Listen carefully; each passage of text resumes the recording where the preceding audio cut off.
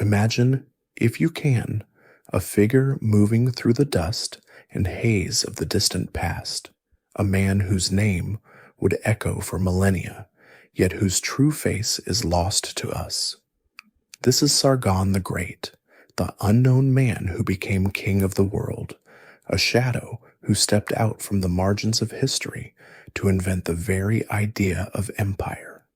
His story is not just one of conquest, but of a fundamental remaking of human civilization, a tale of how one person's ambition could redirect the river of time itself. Before him, there were cities. After him, there was the world. I'm glad you're here, wishing you peace, rest, and maybe a little historical inspiration before sleep. Take a moment to like the video and subscribe, but only if you genuinely enjoy what I do here. I'd love to know where and when you're listening from tonight. Now let us travel back to that world before Sargon, to a land nourished and sometimes ravaged by two great rivers, the Tigris and the Euphrates. This was southern Mesopotamia, a wide, flat, alluvial plain that the Greeks would later call the land between the rivers. For 1,000 years, this place had been the home of a remarkable people known as the Sumerians, the creators of what we now recognize as the first true civilization. They built cities of sun-dried mud brick, raised monumental temples called ziggurats that climbed like stairways toward the heavens, and etched the world's first writing onto humble tablets of wet clay. Theirs was a world of profound invention and deep tradition, a landscape dotted with urban centers that were in effect independent kingdoms, each with its own ruler, its own army, and its own patron deity who was considered the city's true owner. The rhythm of life was governed by the seasons and the will of the gods, a pantheon of powerful and often unpredictable beings who required constant appeasement. The political landscape was governed by a relentless, simmering rivalry between the great cities themselves. Places with names that still resonate with ancient power: Uruk, the city of the hero Gilgamesh; Ur, with its magnificent royal tombs; Lagash and its eternal rival, Umma, were locked in a near-perpetual struggle for dominance. These were not wars of annihilation, but rather fierce contests over precious resources, primarily water rights for the intricate network of irrigation canals that made agriculture possible, and control over fertile strips of farmland that lay between their territories. A king might lead his army of bronze-helmeted spearmen into battle, defeat his neighbor, and force a new border agreement. But the fundamental political structure of independent warring city-states remained unchanged. Victory meant temporary prestige and a brief respite from conflict, not the permanent subjugation of one's enemies. This fragmented reality is brilliantly captured in a unique historical document discovered by archaeologists, a text we now call the Sumerian King List. This ancient cuneiform tablet attempts to create a seamless history of kingship, listing rulers and the cities from which they reigned. What it reveals is a world where power, or kingship, was believed to be handed down from the gods and was held by only one city at a time. After a period, kingship would be carried from that city to another, as if it were a physical object. Eridu might hold it first, then Shuruppak, then Kish, then Uruk.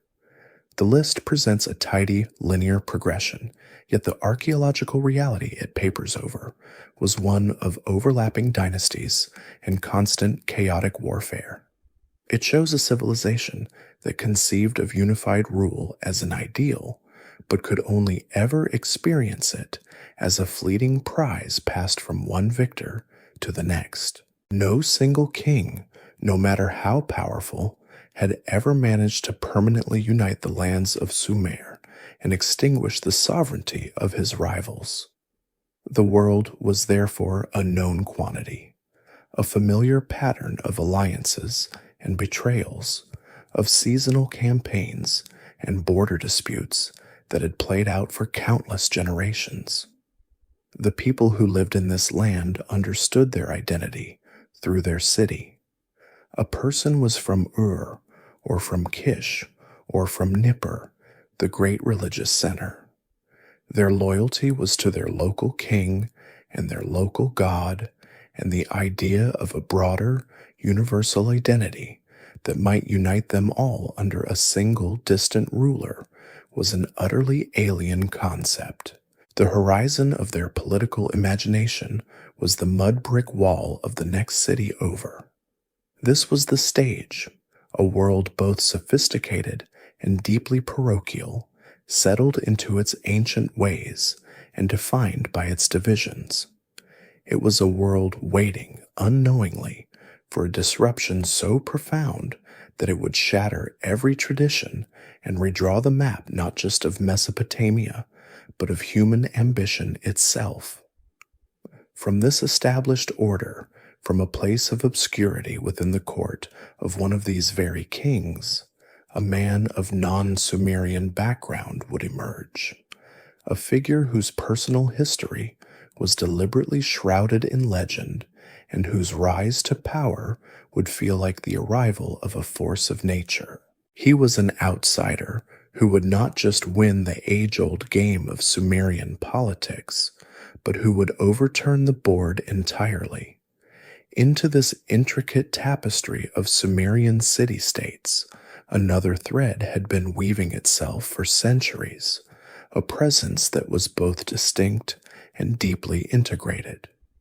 Long before the rise of any single empire, Mesopotamia was a land of two peoples, a place where two fundamentally different languages and their cultures met and mingled along the fertile banks of the great rivers. To the south, in the ancient heartland of cities like Ur and Uruk, the Sumerian language dominated, a linguistic isolate with no known relatives, its unique agglutinative structure a mystery to modern scholars. But to the north, in the region that would come to be known as Akkad, a different tongue was spoken, a language that belonged to the great Semitic family, a distant ancestor of modern Hebrew and Arabic. These were the Akkadians, and their story is inseparable from the Sumerians they lived alongside, creating a cultural symbiosis that would set the stage for a revolutionary political transformation. The origins of these Semitic-speaking peoples in Mesopotamia are shrouded in the deep past, not the result of a single, dramatic invasion, but likely a slow, steady process of migration and settlement stretching over many generations. They moved into the lands north of Sumer, perhaps from the deserts of the west, gradually establishing towns and assimilating into the sophisticated urban culture they encountered. They did not arrive as conquerors, but as participants, adopting the foundational innovations of their Sumerian neighbors. Most importantly, they embraced the miracle of writing. The cuneiform script, with its elegant wedges pressed into clay, had been invented by Sumerian scribes to represent the sounds and concepts of their own unique language. Now, Akkadian scribes undertook the monumental intellectual task of adapting this foreign system to write their own, structurally different Semitic tongue. It was an act of profound cultural borrowing that required new syllabic values and phonetic interpretations, preserving the Sumerian logograms for common words like God or king, while writing out their own Akkadian grammar and vocabulary. This shared literary culture meant that for centuries, The two peoples participated in the same world of commerce, religion, and knowledge. An Akkadian merchant from the city of Kish could send a letter inscribed on a clay tablet by a scribe to a Sumerian official in Ur, and it would be perfectly understood. They worshipped at the same temples, venerating the same pantheon of gods, though they often called them by different names. The Sumerian goddess of love and war, Inanna, was known to the Akkadians as Ishtar. The moon god Nana was called Sin. This was not a replacement, but a syncretism, a gentle blending of traditions where deities took on dual identities, enriching the spiritual landscape of the entire region. An archaeologist excavating a home from this period, examining the pottery, the tools, and the layout of the rooms, would likely find it impossible to determine whether a Sumerian or an Akkadian family had lived there. Their material world was virtually identical. The evidence of this deep integration is scattered throughout the historical record. The Sumerian king list itself, that chronicle of Sumerian power, lists entire dynasties of kings ruling from the northern city of Kish who bore clearly Semitic Akkadian names. This tells us that political power was not exclusive to one linguistic group. A man of Akkadian heritage could rise to become a respected king in a land still defined by Sumerian traditions. The population itself was mixed, with Akkadian speakers living in the southern cities and Sumerians traveling and trading in the north.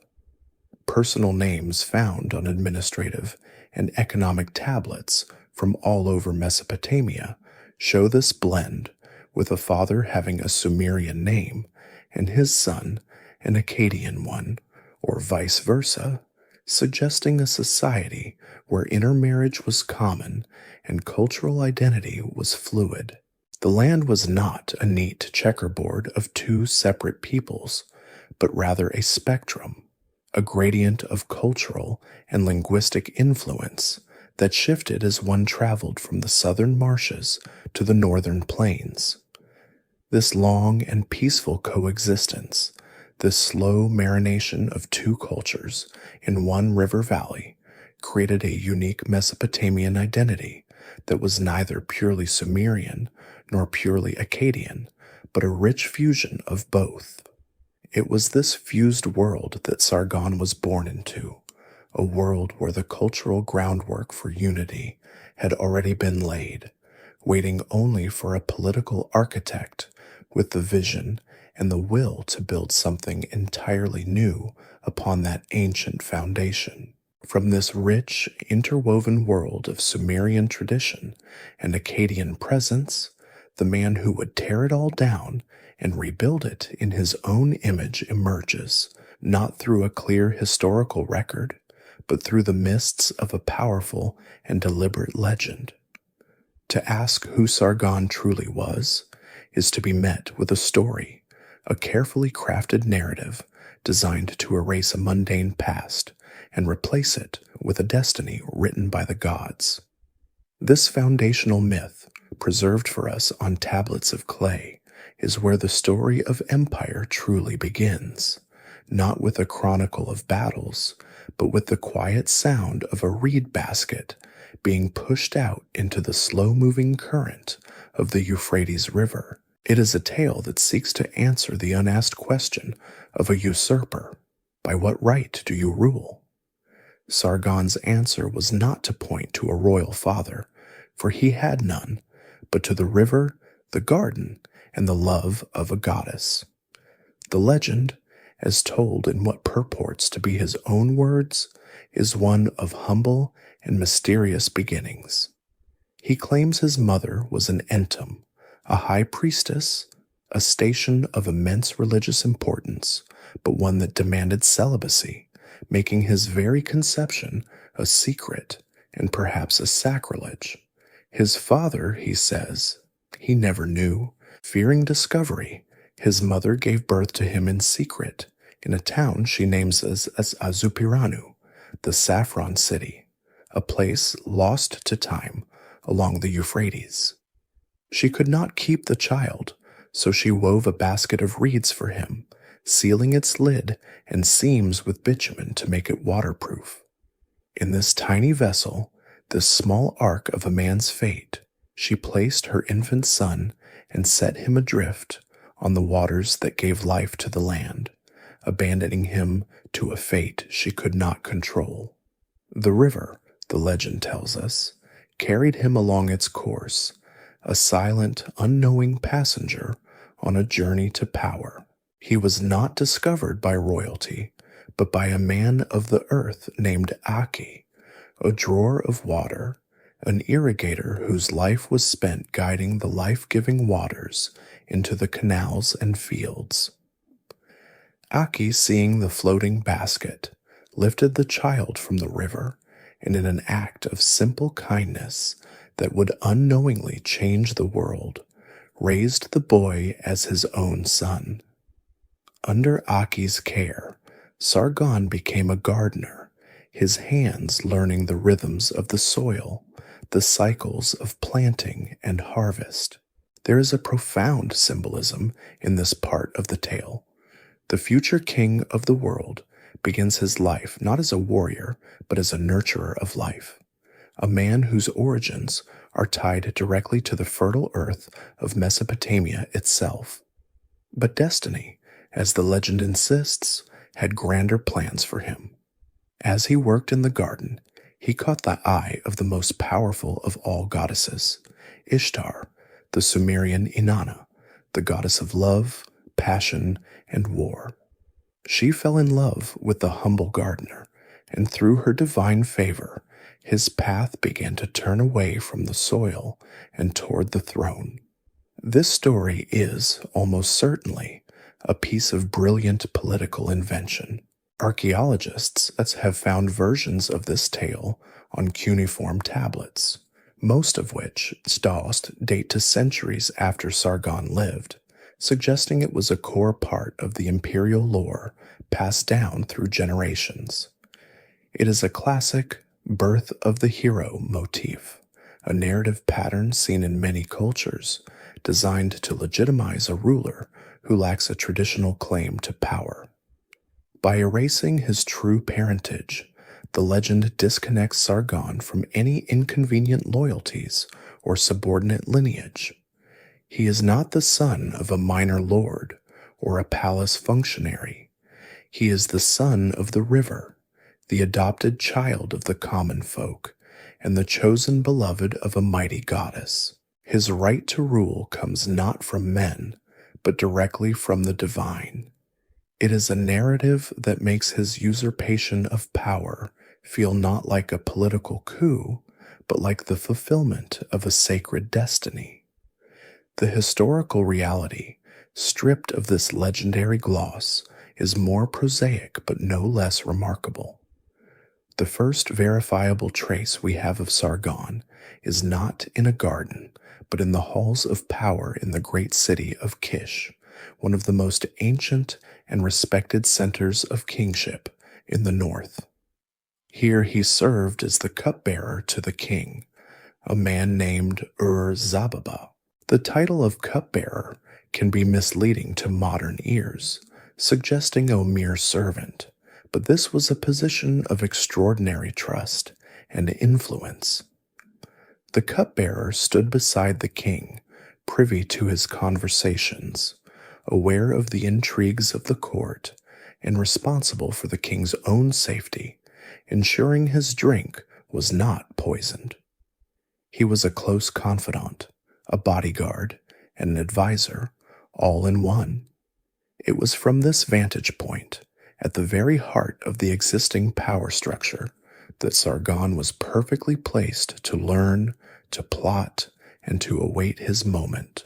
The legend of the gardener may have been the story he told the world, but the reality of the cupbearer reveals the shrewd political operator he truly was, a man who understood that true power grew not only in the favor of the gods, but in proximity to the throne.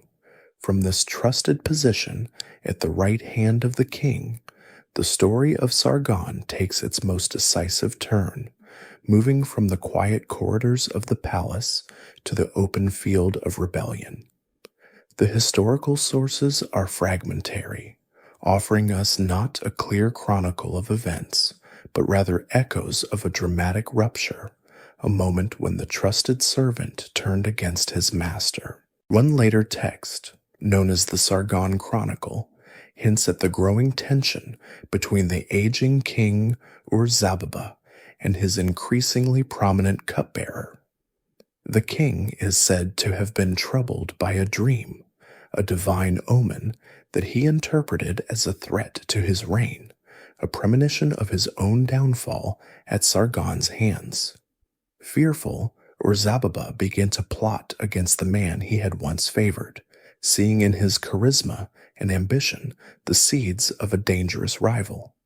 This is the classic turning point in the life of a hero, the moment the old order recognizes the threat of the new and attempts, futilely, to stamp it out. The legend spins a tale of intrigue, claiming that Ur-Zababa, in an attempt to eliminate Sargon without bloodying his own hands, dispatched him on a mission to the most powerful king in the Sumerian south, Lugal-Zaggisi of Uruk. Sargon was to carry a message, a secret instruction inscribed on a clay tablet, which was in fact his own death warrant, asking Lugal-Zaggisi to kill the messenger upon his arrival. But Sargon, whether through divine inspiration from his patroness Ishtar or his own sharp-wittedness, discovered the plot. The specifics of how he survived are lost, but the outcome is clear. The king's attempt to destroy him failed, and in failing it severed the final bond of loyalty.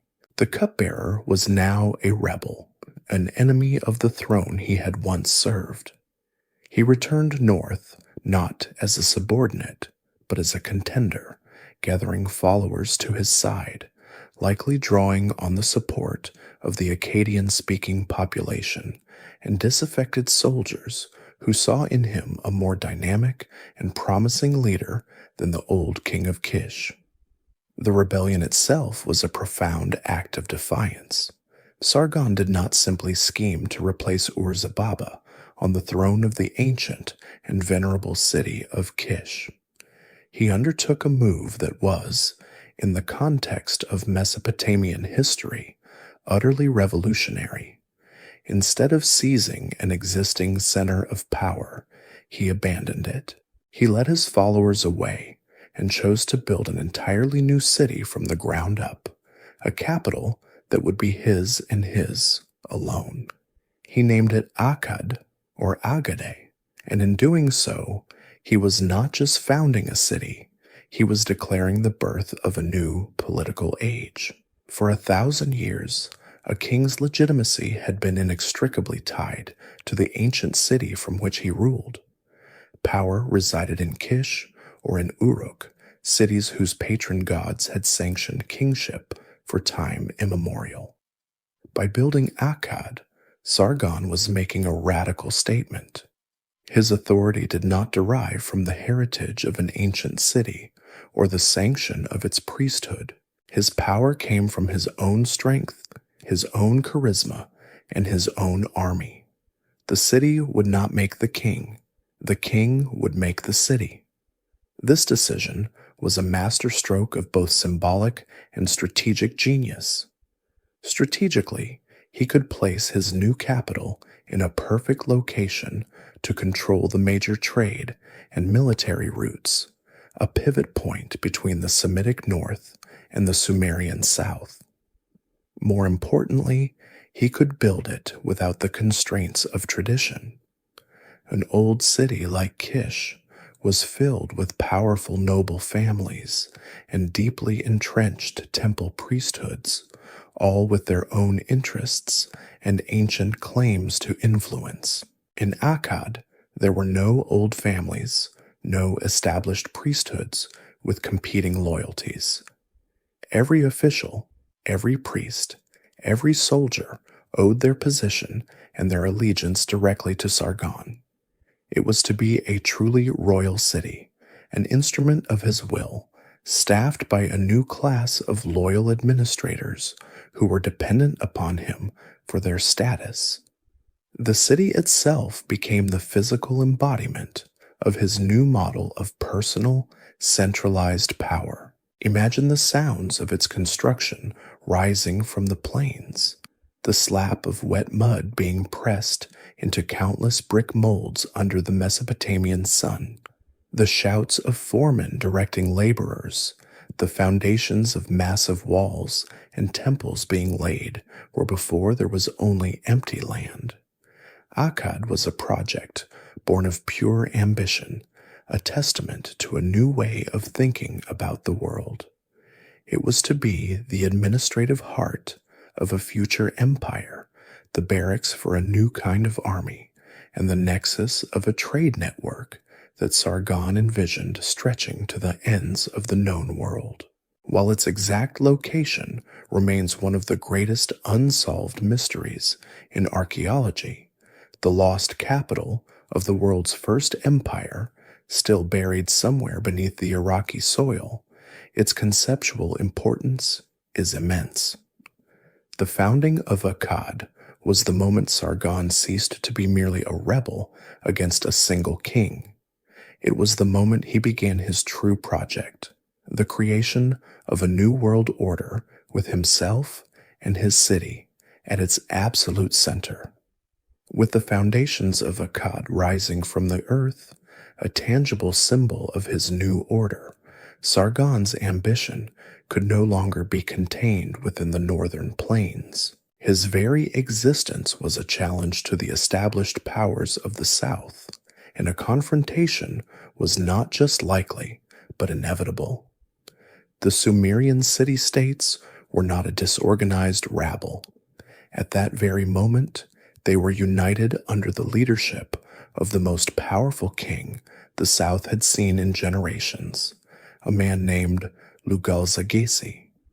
He was the king of Uruk, the ancient city of Gilgamesh, but his influence stretched far beyond its walls.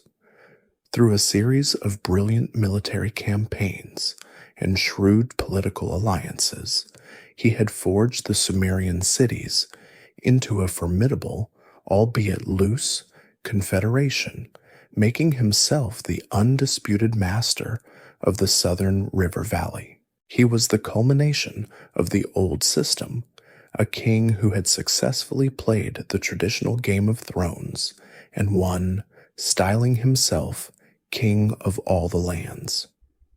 Now he found himself facing a new kind of power, a rival from the north who was not interested in playing the game, but in shattering the board itself. The clash between Sargon and Lugal-Zaggisi was therefore more than a mere war between two kings. It was a collision of two worlds, two visions for the future of Mesopotamia. Lugal-Zaggisi represented the zenith of the Sumerian city-state ideal, a coalition led by the strongest among equals, a system that had endured for 1,000 years. Sargon represented the future, a single, centralized state where all authority flowed from one man, a true empire that would erase the ancient sovereignty of the individual cities. The stage was set for a conflict that would decide which of these futures would prevail. Having secured his northern base of operations, Sargon gathered his formidable army, a force honed by his rebellion and loyal to him personally, and began the long march south along the Euphrates, heading directly for the heart of Sumerian power. The campaign that followed was a masterpiece of speed and decisive action. Sargon's own inscriptions, though boastful, provide the core of what we know. He claimed to have fought 34 battles in his southern campaign, a number that speaks to the ferocity and scale of the resistance he met. This was not a swift capitulation. The Sumerian cities, under Lugal-Zagasi's command, fought fiercely to preserve their independence.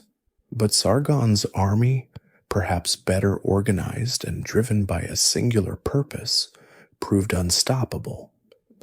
The climactic confrontation came in a great battle fought on the plains before Uruk itself. We can imagine the scene.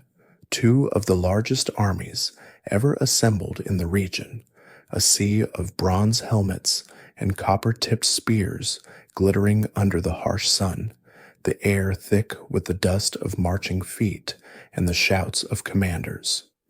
Sargon's victory was absolute. The coalition army was shattered, and its great leader, Lugal-Zagisi, was captured alive. What Sargon did next was an act of profound political theater, designed to be understood by every priest, merchant, and soldier in the land. He did not execute his rival on the battlefield.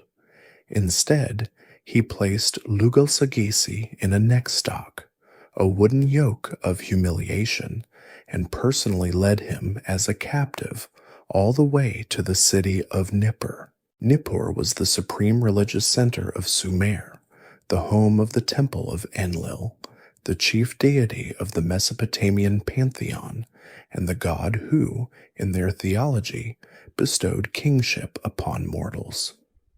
By dragging the defeated king of Sumer to the gate of Enlil's sacred precinct, Sargon was making a powerful and unambiguous statement.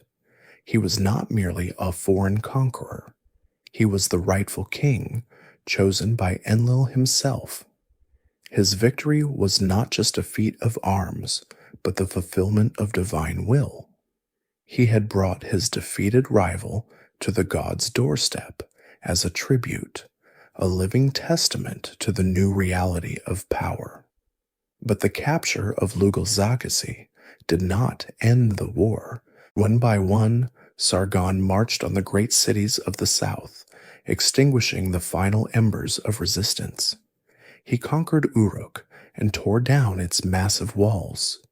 He moved against Ur, the city of the great Ziggurat, and subjugated it. He brought the proud cities of Lagash and Umma, eternal rivals who had warred for generations over a strip of farmland, to heel under his single authority. His campaign was relentless until all of Sumer was under his control. And then, to commemorate the totality of his victory, he performed one last symbolic act, a ritual that would be emulated by conquerors for centuries to come. He marched his army to the coast of the Lower Sea, what we now call the Persian Gulf, and there, at the edge of the known world, he washed his weapons in the salt water. This gesture signified that his conquest was complete, that there were no more lands to conquer, that his dominions stretched from his northern home all the way to the southern sea. The age of the warring cities was over. For the first time, the lands of Sumer and Akkad were truly, indivisibly one. The world's first empire had been forged in the crucible of this great war, and its architect now stood as the undisputed master of Mesopotamia. The act of washing his weapons in the southern sea was not an end, but a beginning, a ritual cleansing that prepared the tools of war for new and even more ambitious endeavors. For a king like Sargon, whose power was built on conquest, and whose new city of Akkad demanded a constant influx of wealth to sustain itself, peace was not a prize to be enjoyed, but a resource to be spent. Having secured the Mesopotamian heartland, the foundation of his power, his gaze now lifted from the familiar river valleys toward the distant, almost mythical horizons that had previously marked the very edge of the world. The lands of Sumer and Akkad, for all their agricultural bounty, were poor in the essential materials of prestige and power: high-quality timber for temples, precious metals for trade and adornment, and durable stone for monuments that would last an eternity.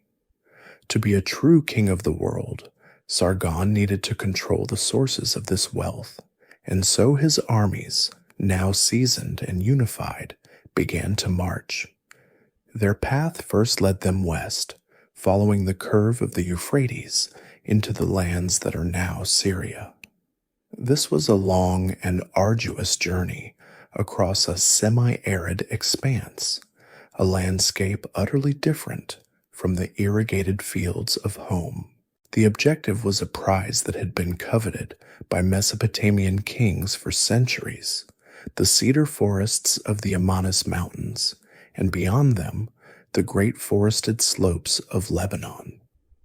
We can imagine the Akkadian soldiers, men accustomed to a world of flat earth and endless sky, marching into the cool, silent darkness of these ancient forests, the air thick with the scent of pine resin, their footsteps muffled by a carpet of needles. For them, a single straight cedar beam was a treasure of almost unimaginable value, a piece of the divine world fit to hold up the roof of a god's house or form the gate of a king's palace. Sargon's inscriptions boast that the god Enlil gave him the Upper Sea, the Mediterranean, and the cedar forest, a claim of divine sanction for what was a masterful strategic and economic campaign. He secured access to this vital resource, ensuring that the grand building projects in Akkad and across his new empire would not lack for the finest materials.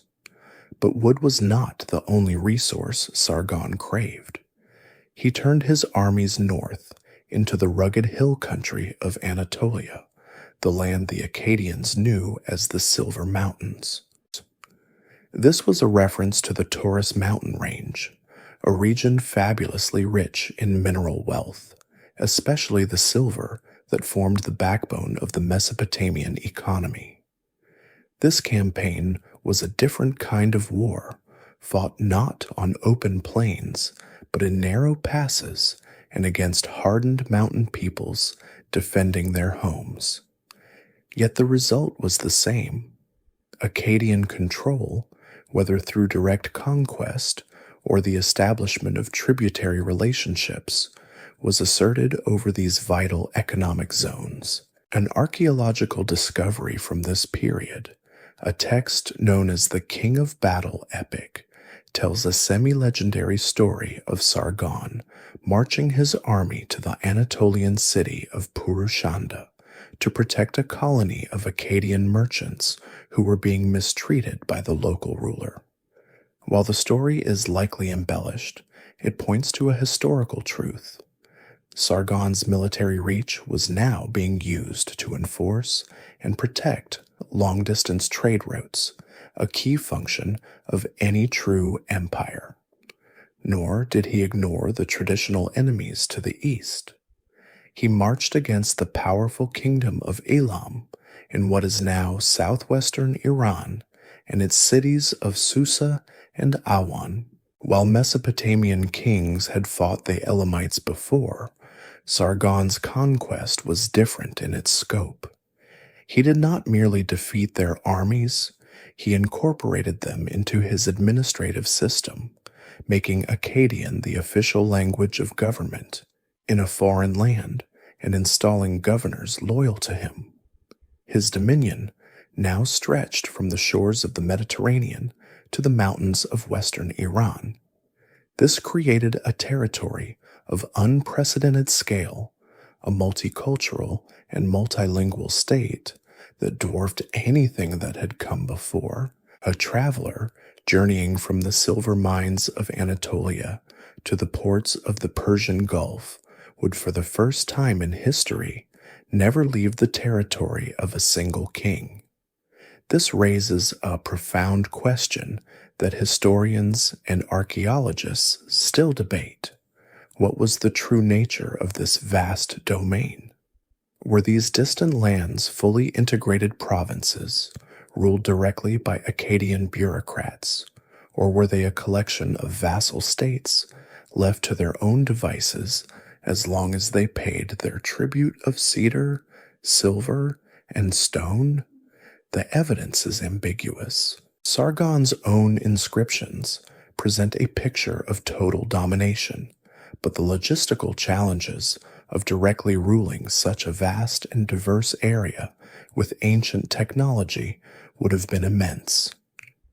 It is perhaps more likely that the Akkadian Empire functioned as a new kind of political entity, a hybrid of direct and indirect rule, held together not by a shared culture, but by the undeniable fact of Sargon's military supremacy and the presence of his garrisons in key locations.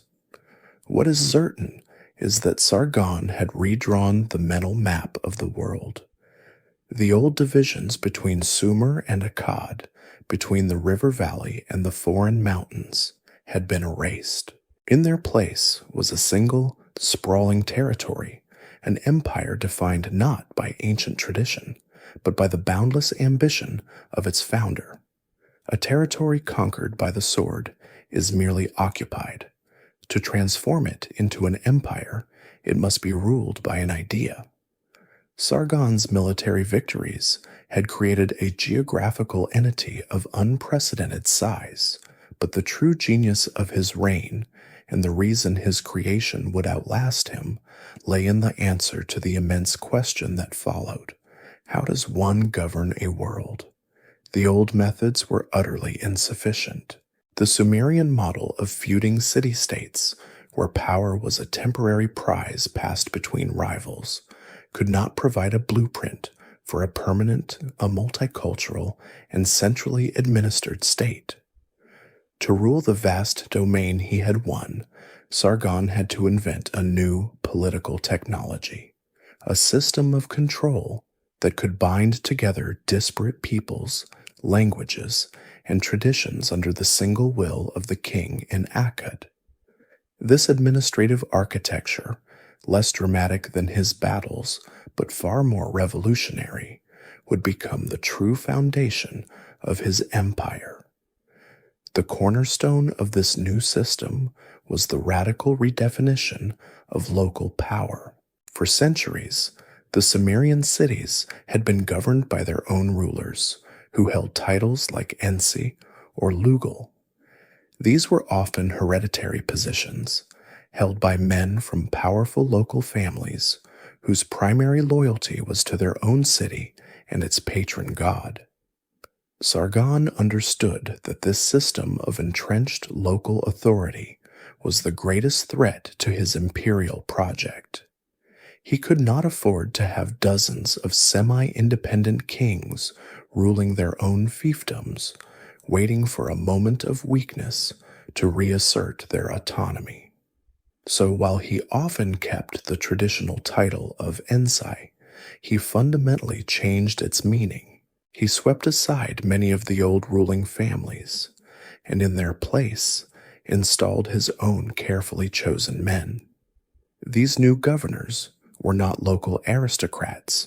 They were loyal servants of the crown, often his most trusted Akkadian companions or even members of his own family.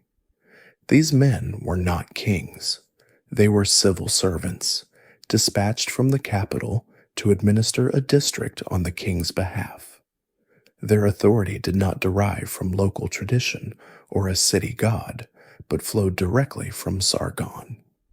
Their primary function was to ensure the smooth collection of taxes and tribute, the grain, wool, and silver that were the lifeblood of the empire, and to enforce the king's law. This created a direct chain of command stretching from the palace in Akkad to every corner of the realm, bypassing the old structures of power.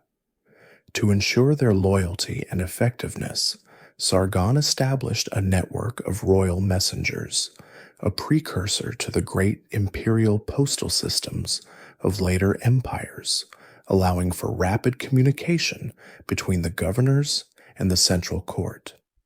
An order issued by the king in the morning could be on its way to a distant city by the afternoon, a feat of coordination that left potential rebels with little time to plot. Of course, a governor's decree is only as strong as the army that enforces it, and Sargon knew that loyalty imposed from afar could be fragile. The second pillar of his administrative system was therefore the strategic placement of military garrisons. In key conquered cities, particularly in the proud and sometimes restive heartland of Sumer, he stationed units of Akkadian soldiers. These troops lived in fortified compounds, a constant and visible reminder to the local population of where true power now resided. They served as the governor's muscle, ready to quell any unrest, but they also functioned as agents of cultural and economic change, creating a demand for Akkadian goods and spreading the language and customs of the new ruling class. The presence of these garrisons meant that a potential rebellion was no longer a local affair to be settled with a neighboring city, but an act of defiance against the full, overwhelming might of the imperial army. Alongside these political and military controls, Sargon's administration began the slow, essential work of standardization. A truly unified empire needed a single economic language. Evidence suggests the Akkadians took the first major steps toward creating standardized weights and measures, a system that would be perfected by their successors. Imagine the effect. A merchant weighing out silver in a northern Syrian town could be confident that his weights would be honored in a southern port on the Persian Gulf. This facilitated long-distance trade, making commerce more predictable and taxable, and wove the entire empire into a single, integrated economic zone. The Akkadian language itself became the ultimate tool of this unification. While Sumerian was still revered as a classical language of religion and literature, Akkadian became the official tongue of government and trade. A contract written in Uruk, a governor's report from Elam, a merchant's ledger in Anatolia, all were now written in the language of the conquerors, a linguistic web that helped bind the vast, diverse empire together. Sargon didn't just conquer Mesopotamia, he created the machinery to run it, a complex and efficient bureaucracy that was, in its own way, as impressive a construction as the city of Akkad itself. The vast administrative and military machine Sargon had constructed was not an end in itself. It was an engine, and like any engine, it required a constant and enormous supply of fuel. An army of professional soldiers, a sprawling bureaucracy of governors and scribes, and the monumental task of building a new capital city from scratch. All of these things were insatiably hungry for wealth. The agricultural bounty of the Mesopotamian plains, the traditional source of power, was enough to feed the population, but it could not provide the prestige, the durability, or the universal currency of power that Sargon's New World Order demanded. The wealth of the world, once a scattered trickle flowing into dozens of rival cities, was now to be channeled by military might and administrative design into a single, ever-deepening reservoir at the heart of the empire. Akkad was to become not just the political center of the world, but its economic center as well, a treasury whose vaults would hold the glittering plunder of nations. The conquests to the north and west had been the first step, securing the headwaters of this stream of riches. From the silver mountains of Anatolia, a steady river of precious metal began to flow south. We can imagine the long caravans of donkeys, their backs laden with heavy sacks of unrefined ore or ingots of smelted silver, carefully guarded as they made their way down from the rugged highlands. This silver was the lifeblood of the imperial economy, the standardized medium of exchange that could pay a soldier in Sumer or buy a shipment of grain in Syria. From the cedar forests of Lebanon, another form of wealth made its journey, a treasure measured in length and straightness. Massive logs, felled by laborers under the watch of Akkadian soldiers, were hauled to the banks of the Euphrates and floated downstream in great rafts, a slow and majestic procession destined for the construction sites of the capital. These were not mere building materials. They were declarations of power, their immense size and exotic origin a constant reminder to all who saw them that the king's reach was long and his resources limitless. Yet it was the trade routes to the south and east, across the waters of the lower sea, that brought the most exotic and precious goods into the imperial orbit. Akkadian cuneiform texts speak of ships docking at the ports of Akkad, though the city itself was likely inland, with its goods transferred via canals. These ships came from three almost mythical lands, which for a long time were a mystery to modern scholars. They spoke of Dilmun, now identified with the island of Bahrain, a bustling center of commerce in the Persian Gulf. They mentioned Magan, believed to be the coast of modern Oman, a land rich in copper, the essential component of bronze, the metal that equipped Sargon's armies. Most intriguingly, they wrote of Meluha, a distant and mysterious civilization, now widely believed to be the Indus Valley civilization of ancient India and Pakistan. This was long-distance maritime trade on an astonishing scale. Archaeological discoveries have confirmed these ancient texts with breathtaking precision. At sites in modern Pakistan, such as Harappa and Mohenjo-Daro, Mesopotamian-style cylinder seals have been unearthed. And in the ruins of Sumerian and Akkadian cities, distinctive square seals bearing the script and imagery of the Indus Valley have been found. We can now picture the Akkadian merchant ships, their sails catching the monsoon winds, returning to the mouth of the Euphrates with cargoes that must have seemed magical to the people of Mesopotamia. They brought back chests filled with carnelian, a semi-precious red stone that Akkadian artisans adored, painstakingly etched with intricate designs by Meluhan craftsmen. They carried ivory combs, exotic woods, and perhaps even peacocks, creatures of unimaginable beauty to Mesopotamian eyes. This global trade network, stretching from the mountains of Turkey to the shores of India, was not merely a matter of private enterprise.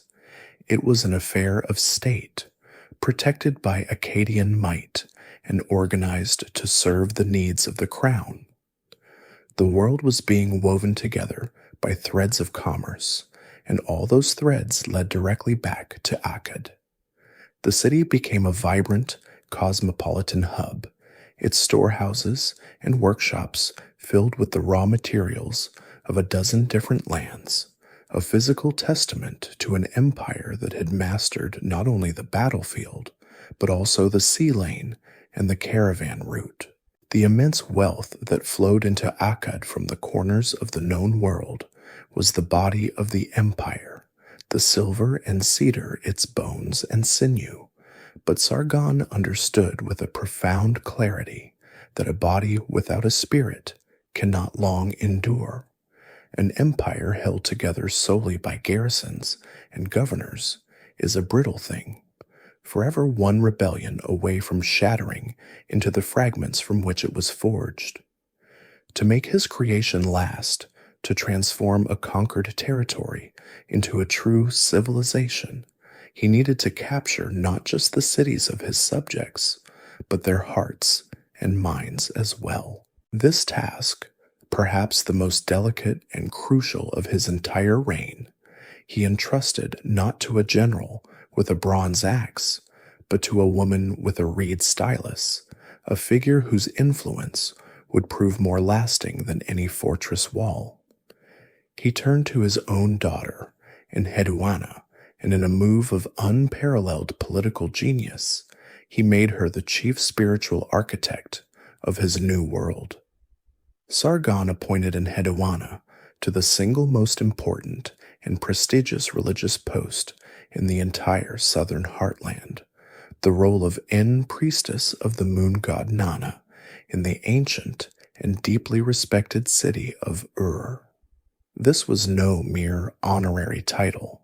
The high priestess of Ur was a position of immense power, controlling vast temple estates, overseeing complex economic enterprises, and serving as the spiritual intermediary for one of Sumer's most beloved deities.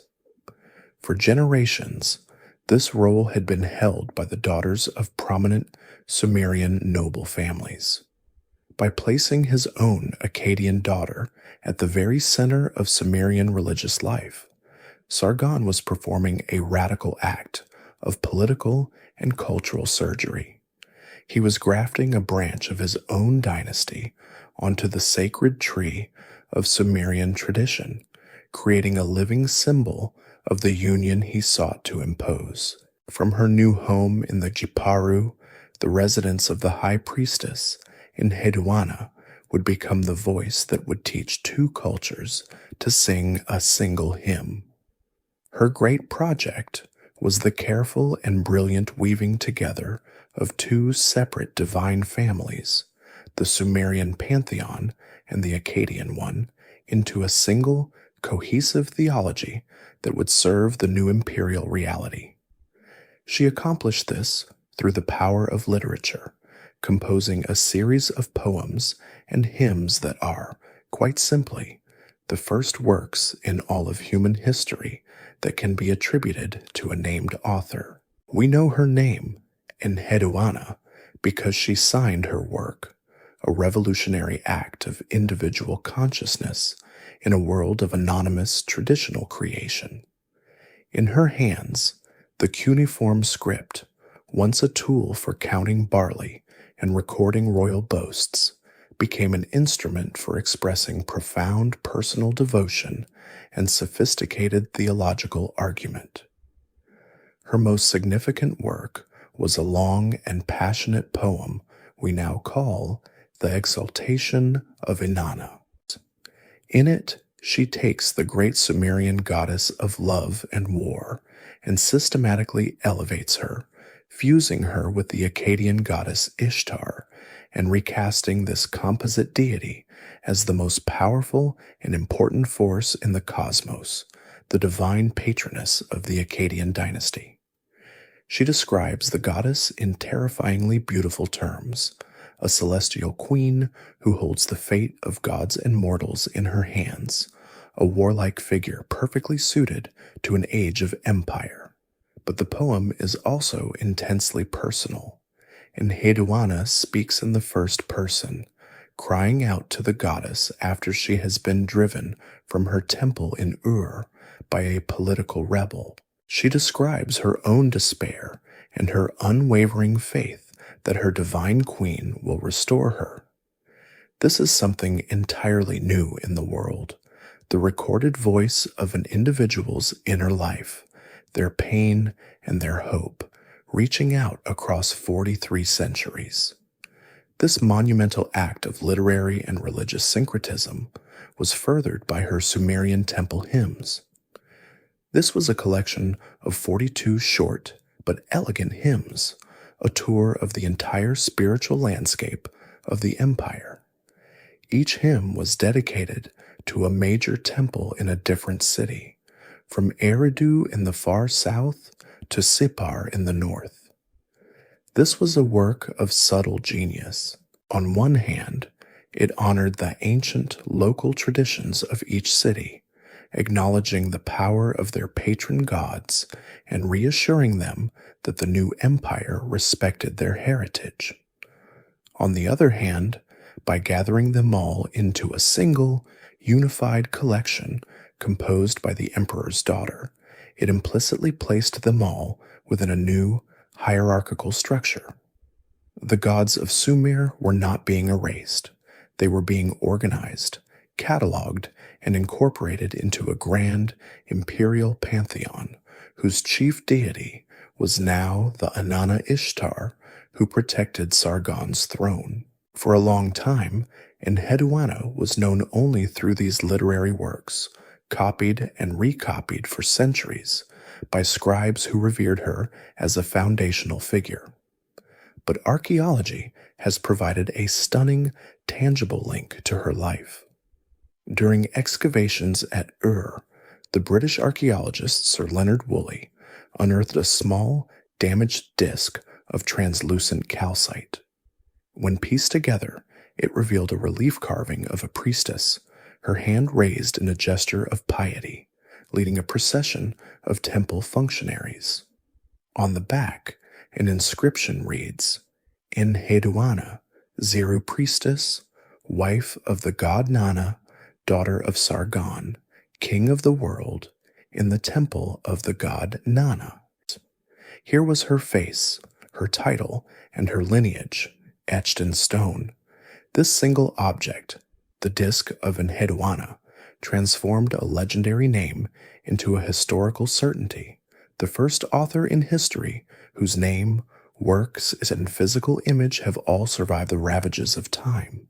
Through her, the empire gained a soul, a shared spiritual language that would long outlast the armies that had forged its borders. While Enheduanna was remaking the spiritual world with her hymns, a parallel revolution was taking place in the workshops of the empire's master craftsmen, a transformation not of words, but of stone and metal.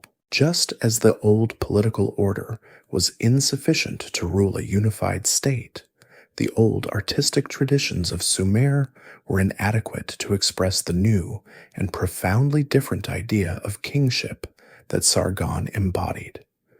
For 1,000 years, Sumerian art had depicted its rulers in a consistent and deeply symbolic style, presenting them not as individual conquerors, but as pious, almost anonymous servants of the city's god. Their statues, carved from dark, hard diorite, show them with hands clasped in perpetual prayer, their bodies often stocky and stylized, their faces dominated by enormous wide-open eyes, inlaid with shell and lapis lazuli, forever gazing into the divine realm. They were patrons, builders, and shepherds, their power conveyed through their devotion. This was the visual language of a world where humanity's role was to humbly serve the gods. Sargon's kingship, however, was not built on humility. It was built on personal charisma, on military conquest, and on the then radical idea that one man could, through the force of his own will, remake the world. Such a king required a new image, a visual language that could communicate worldly power, heroic strength, and individual majesty. The artists of Akkad, responding to this new ideological demand, shattered the old conventions and created a style that was as revolutionary as the empire itself. They turned their attention away from the symbolic and toward the realistic, seeking to capture not just the office of the king, but the living, breathing man who held it. They began to sculpt rulers who looked not just like kings, but like heroes, the most breathtaking surviving masterpiece of this new artistic vision is a life-sized bronze head discovered in the ruins of the ancient city of Nineveh. Though we cannot be certain of its subject, it may be Sargon himself, or perhaps his equally famous grandson, Naram-Sin. It is undeniably the face of an Akkadian king. The moment you see it, you are struck by its astonishing naturalism, a quality that feels centuries ahead of its time. The serene yet commanding expression, the perfectly arched brows, the subtle modeling of the lips and cheeks.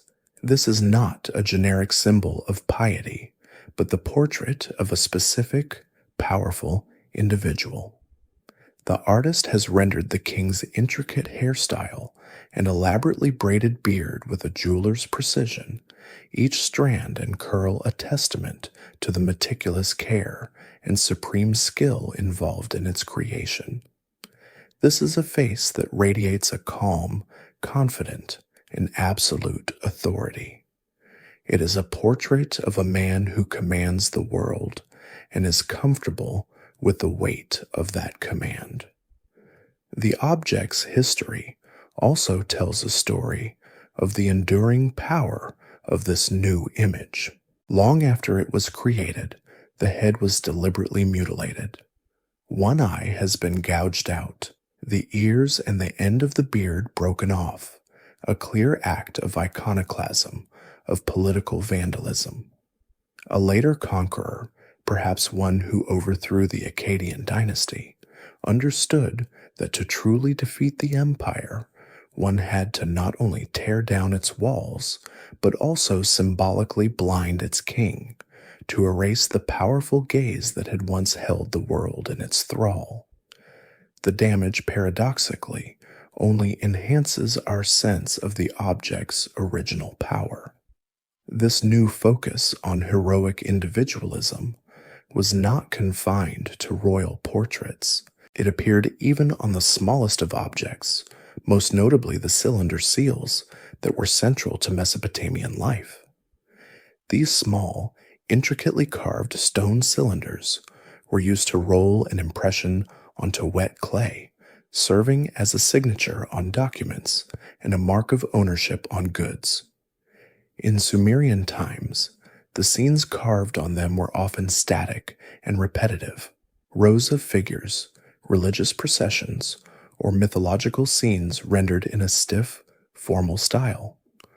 Under the Akkadians, these miniature canvases exploded with energy and narrative drama. We see muscular, heroic figures, their bodies rendered with an unprecedented attention to anatomy, engaged in titanic struggles with wild beasts and mythical monsters. The gods are no longer depicted in static poses, receiving offerings. They are shown as dynamic beings, striding across mountains, their power radiating from them. The seals, rolled onto countless tablets and clay ceilings, became a form of mass media, disseminating the new imperial ideology to every corner of the realm. Every time a merchant sealed a contract or an administrator authorized a shipment, the dynamic, heroic vision of the Akkadian world was imprinted in clay, a constant, subtle reinforcement of the new order. The art of Akkad, like its armies and its language, was a tool of empire, one that created a new and lasting vision of what it meant to be a king. For more than half a century, the world had known only the order that Sargon had imposed upon it, a peace so long and so absolute that an entire generation of people had been born and grown old, knowing no other reality. The great king, once the mysterious cupbearer from Kish, was now a figure of immense age, a living legend whose reign had stretched beyond the normal span of a human life. His new city of Akkad had become the magnificent center of the world, its storehouses overflowing with the tribute of distant lands, its authority unquestioned. The empire, it seemed, was no longer a revolutionary project, but a permanent feature of the landscape, as fixed and eternal as the northern stars. But beneath the calm surface of this enforced unity, the old world had not died. It had merely been sleeping, and in the twilight of the great king's life, it awoke with a sudden and terrifying violence. A great revolt erupted, a firestorm of rebellion that threatened to consume the aging emperor and his life's work in its flames. This was not a minor border skirmish or a localized uprising in a single resentful city. Sargon's own inscriptions describe it with a chilling phrase, stating that the totality of the lands which I had left behind me revolted. It was a coordinated, widespread, and existential threat, a massive confederation of his own subjects who rose up in a seemingly spontaneous effort to throw off the Akkadian yoke. The rebellion appears to have been centered in the old Sumerian heartland, where the memory of pre-imperial independence was strongest, but it likely included disaffected peoples from across the vast territory.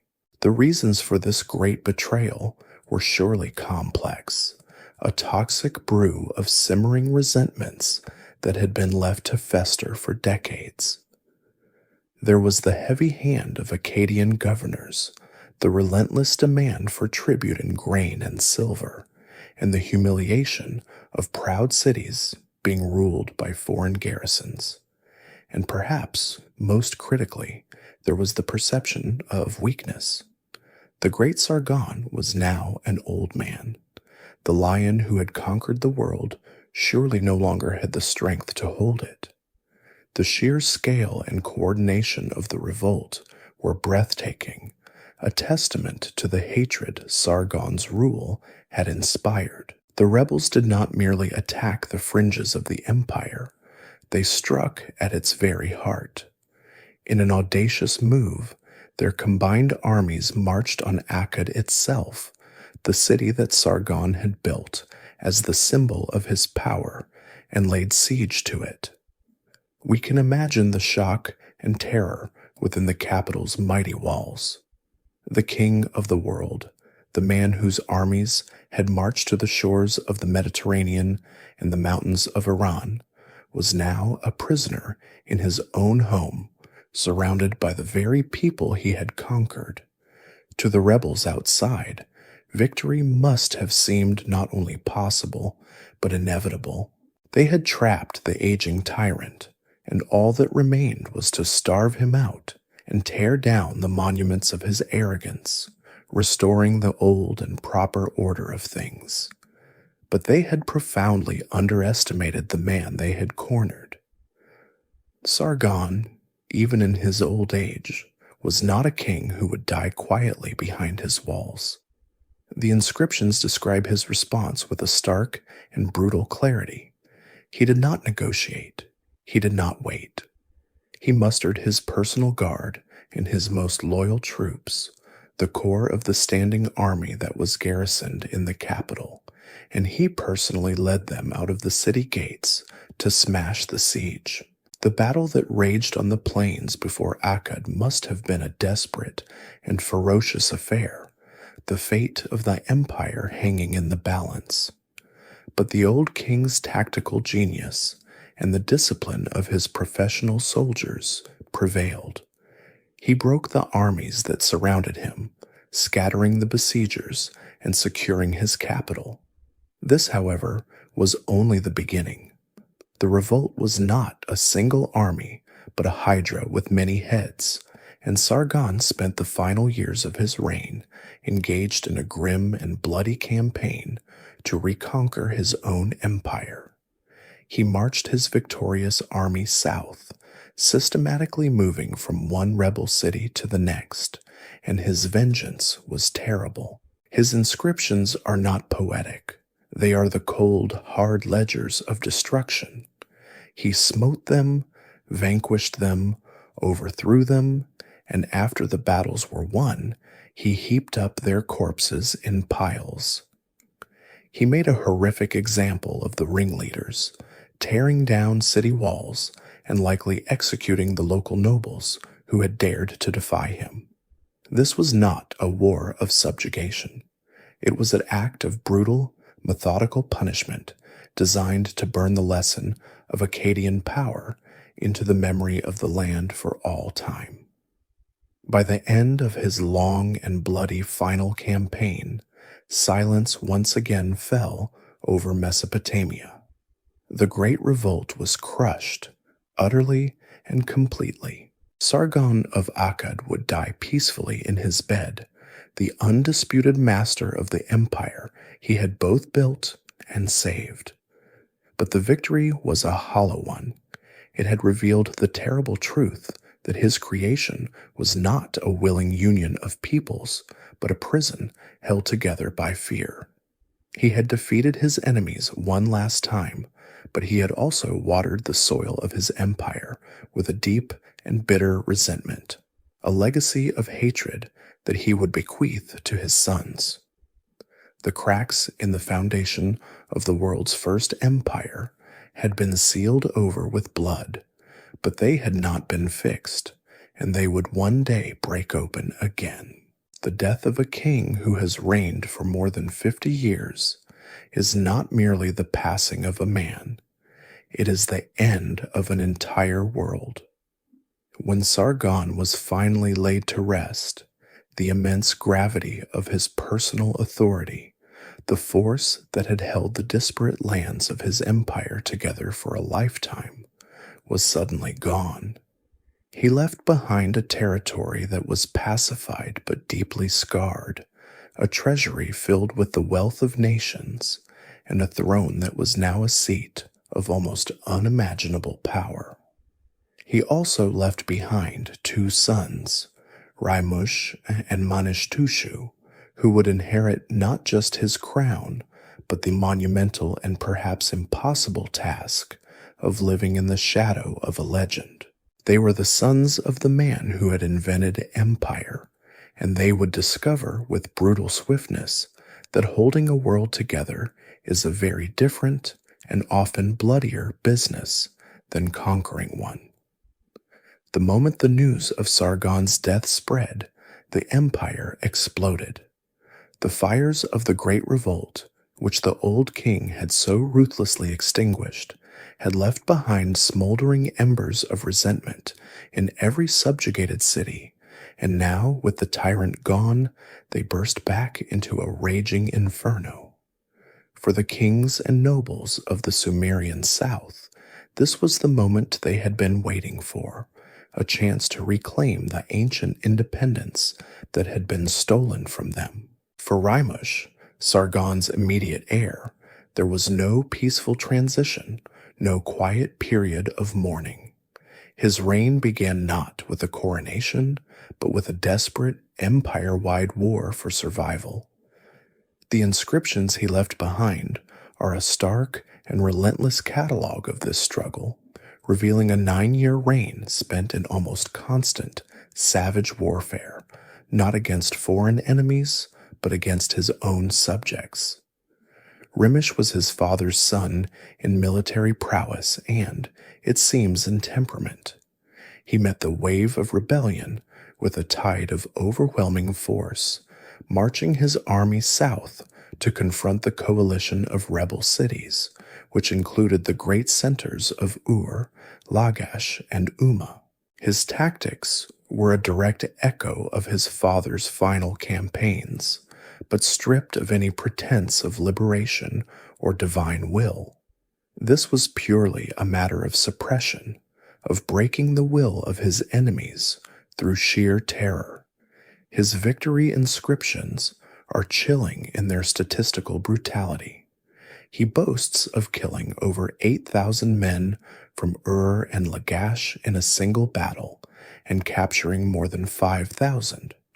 He speaks of destroying city walls, of enslaving populations, and of making the land run red with blood. This was not the glorious conquest of a new land. It was the grim work of an executioner, a king forced to reconquer his own inheritance city by bloody city.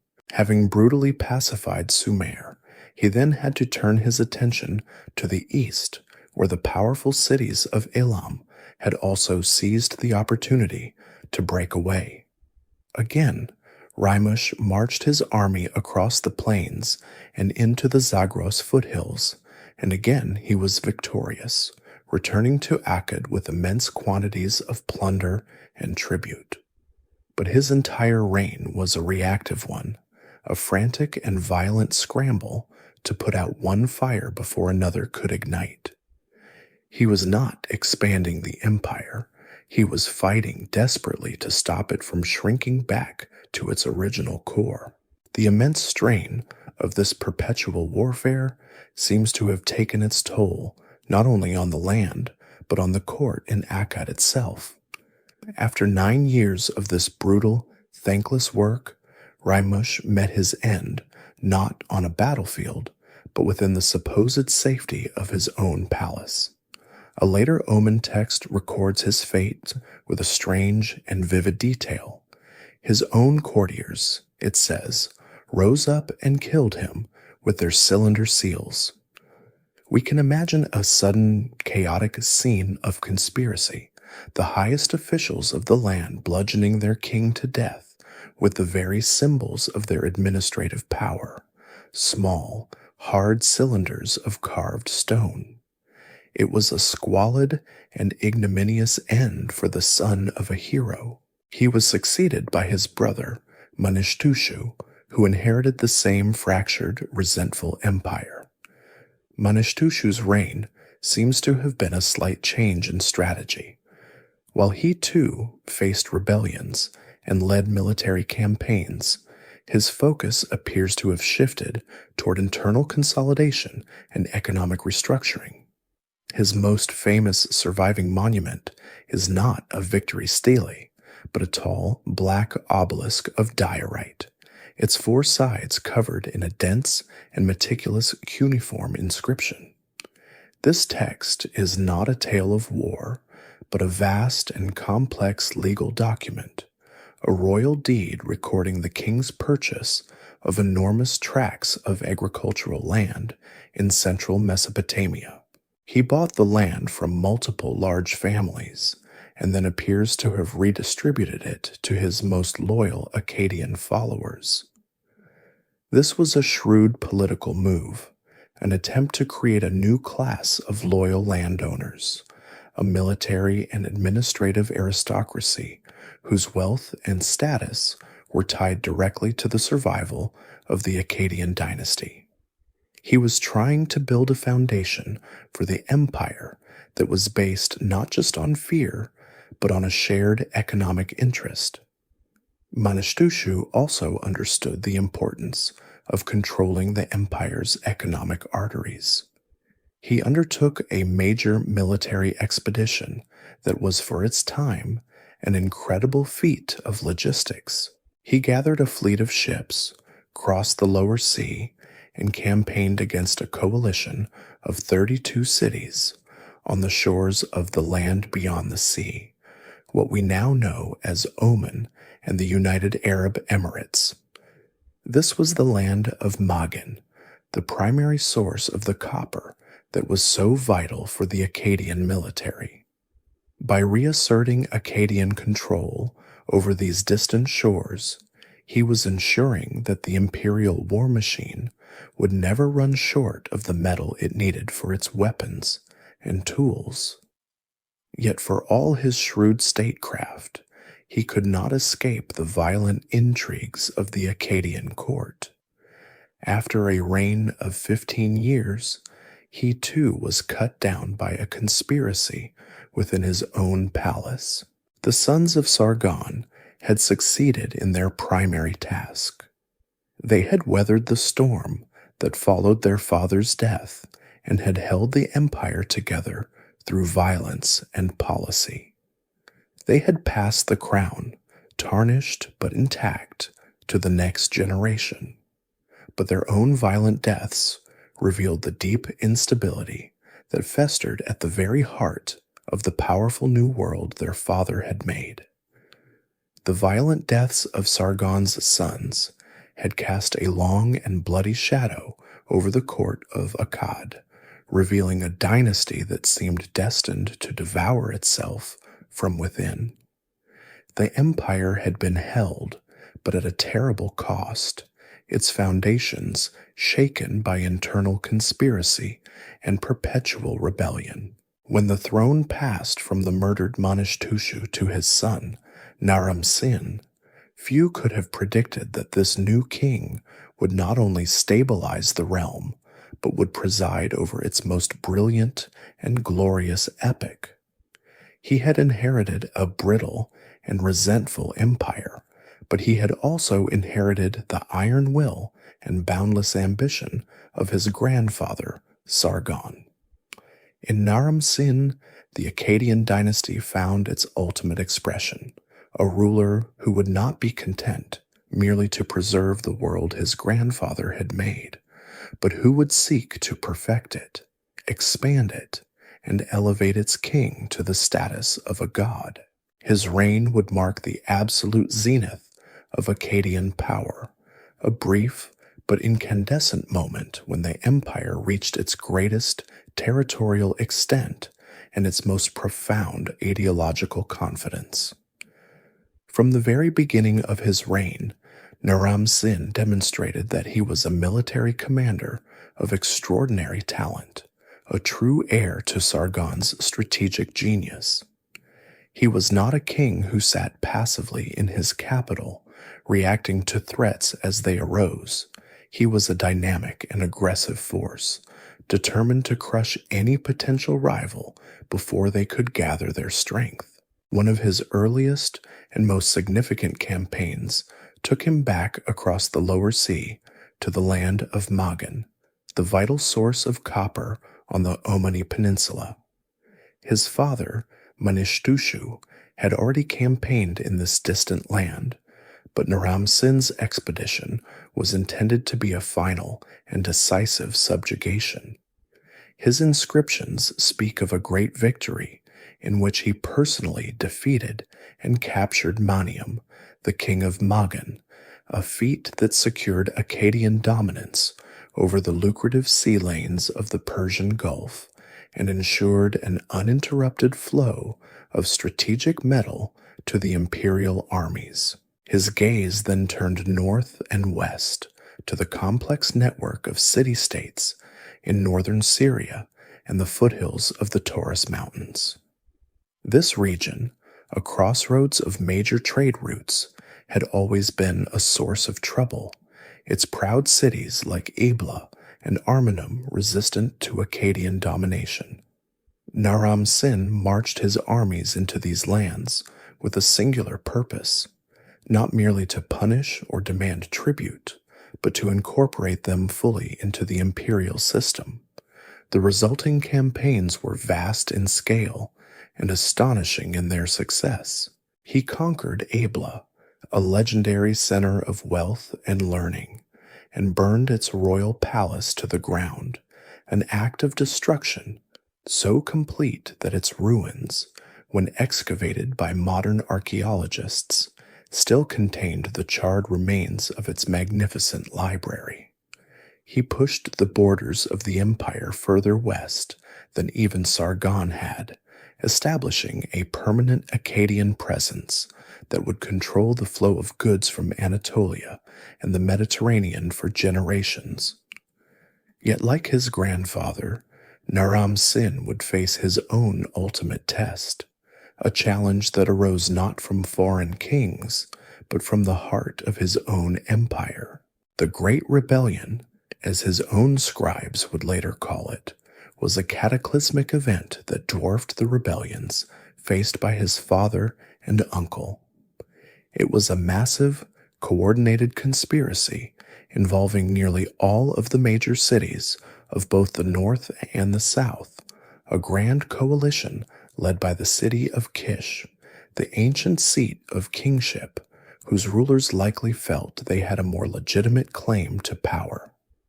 This was a direct echo of the revolt that had tested Sargon in his old age, but this time it was aimed at a king in the prime of his life. The rebels, confident in their numbers, sought to encircle and destroy him, to tear down the Akkadian state and restore the old order of independent cities once and for all. Naram-Sin's response to this crisis is the stuff of legend. Instead of being overwhelmed, he met the challenge with breathtaking speed and decisiveness. His inscriptions boast that in the course of a single tumultuous year, he fought and won 9 major battles against the combined armies of the rebellion. He did not simply defeat them, he annihilated them, moving his army with incredible speed from one battlefield to the next, never allowing his enemies to consolidate their forces. He crushed the army of Kish in the north and then marched south to shatter the Sumerian contingent. It was a masterclass in military command, a campaign that not only saved his throne, but solidified it in a way that had never been done before. When the dust of that terrible year settled, there was no one left to question his authority. The Great Rebellion, intended to be the death knell of the Akkadian Empire, became instead the foundation of Naram-Sin's absolute power. He had faced the totality of his enemies and had emerged as the sole, undisputed master of the world. With all internal and external threats vanquished, the empire entered its golden age, a period of unparalleled strength and stability, under a king who now saw himself as something far more than a mere mortal. The complete and utter annihilation of the Great Rebellion left Naram-Sin standing alone atop a mountain of his vanquished enemies. He had faced the combined strength of the old world and had broken it not once, but 9 times in a single year. His power was no longer a matter of inheritance or even of mere military supremacy.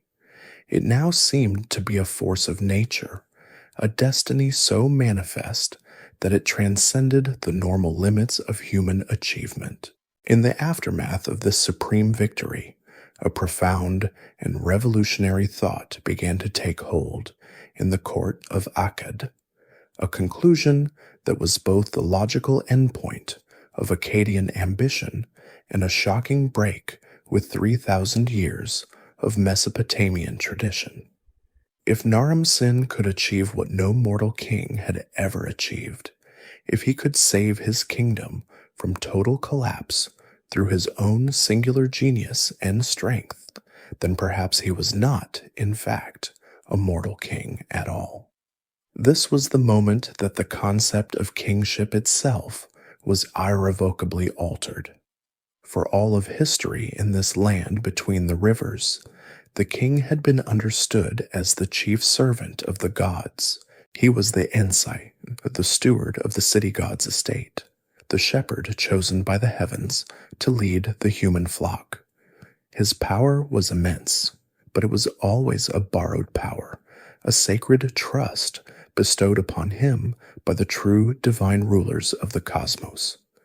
Sargon himself, for all his world-changing conquests, had always paid careful deference to this tradition, claiming that the god Enlil had given him his victories. But Naram-Sin, having accomplished the impossible, would no longer be content to be a servant. He took the ultimate, audacious step, a leap across the chasm that had always separated the human from the divine, and declared himself a living god. This was not a subtle insinuation or a poetic metaphor. It was a clear and officially mandated change in his very nature. The first sign of this transformation came in the adoption of a new and magnificent title, King of the 4 quarters of the world. This was a title of breathtaking arrogance and scope. It declared that his dominion was not limited to Sumer and Akkad, or even to the lands his armies had reached, but extended to the entirety of the known world, to the 4 cardinal points of the compass. It was a claim of universal sovereignty, a statement that there was no corner of the earth that lay outside his rightful sphere of influence. But even this grand title was a prelude to the greater change to come. The definitive proof of his self-deification is found etched into the clay and stone of his royal inscriptions, a small but profoundly significant change in the way his name was written. In the cuneiform script, the names of deities were always preceded by a special symbol, a star-like sign that archaeologists call a divine determinative. This sign, the dingir, was a silent marker that told the reader, the name that follows belongs to a god. At some point after his victory over the Great Rebellion, Naram-Sin commanded the scribes of his empire to place this sacred star before his own name. He was no longer just Naram-Sin, he was now the god Naram-Sin. It was an act of textual and theological revolution, a public and unambiguous declaration that he was now to be counted among the immortals. Of course, such a radical move required a justification, a new official story to explain this unprecedented event. Later inscriptions provide this narrative, claiming that it was not Naram-Sin's own arrogance that led to his deification, but a plea from the citizens of his capital. The story goes that after he had saved the city from the besieging armies of the rebellion, the people of Akkad came to him and begged him to become the god of their city, their Akkad. In this carefully constructed piece of political theater, his apotheosis is framed not as an act of hubris, but as a reluctant acceptance of a sacred duty, a response to the overwhelming love and gratitude of his people who saw in him their divine protector. By becoming the god of Akkad, he was formalizing his role as the eternal guardian of the empire's heart, his divine status now the ultimate guarantee of its safety and prosperity. This transformation was also immediately reflected in royal art. On the monuments he commissioned, Naram-Sin is depicted wearing a horned helmet. This was not a piece of military equipment. It was the exclusive symbol of divinity, an item of apparel that for all of history had been worn only by the gods themselves in artistic representations. By placing the horned crown upon his own head, he was providing a powerful visual signal, one that could be understood by literate and illiterate alike, that the man they were looking at was not just their king, but their god. He had broken the final taboo, erasing the line between heaven and earth. He was no longer the shepherd of the flock. He was the divine owner of the flock, a god-king walking among mortals, his authority now absolute, unquestionable, and eternal. The declaration of a king's godhood cannot remain a mere change in title or a symbol added to a cuneiform sign.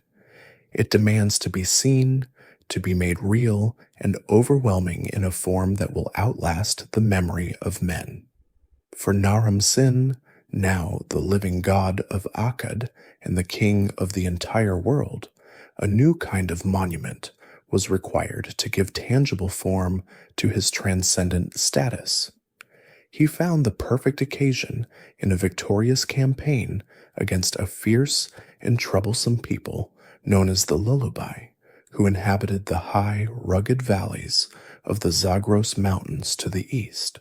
The monument he commissioned to commemorate this victory would become the single most iconic and revolutionary work of art from the ancient Near East, a masterpiece that captured the very essence of his divine kingship in a single, breathtaking scene. We know it today as the Victory Stele of Naram-Sin. A stele is a simple concept, an upright slab of stone carved to carry an inscription or an image. For centuries, Mesopotamian kings had used them to record their deeds, but they had always followed a rigid and predictable artistic formula. The story was told in a series of horizontal bands, or registers, stacked one on top of the other, like panels in a comic book. The king was shown leading his troops, besieging a city, and receiving prisoners, all depicted in a flat, formal, and earthbound style. But Naram-Sin, the god king, could not be contained within such earthly bands. For his stele, the artists of Akkad shattered this ancient convention, creating a work of astonishing dynamism and ideological power. They carved a single, unified scene that sweeps majestically upward, drawing the viewer's eye from the chaos of the mortal world at the bottom to the divine figure of the king at its peak. The scene is set on a wooded mountainside, a landscape rendered with a naturalism that was entirely new. At the bottom of the pink sandstone slab, in the lower left, we see the defeated lullaby. They are a chaotic and broken rabble. One lies trampled under the king's feet, another has a spear plunged through his throat, and a third tumbles headfirst from a cliff edge. The living survivors are depicted in postures of abject supplication, their arms raised, begging for a mercy they will not receive. They are the embodiment of chaos and defeat, scattered and powerless before the divine order of Akkad. Rising above them, in a powerful diagonal line, march the soldiers of the Akkadian army. They are the very image of disciplined strength, moving in perfect rhythmic formation, their standards held high.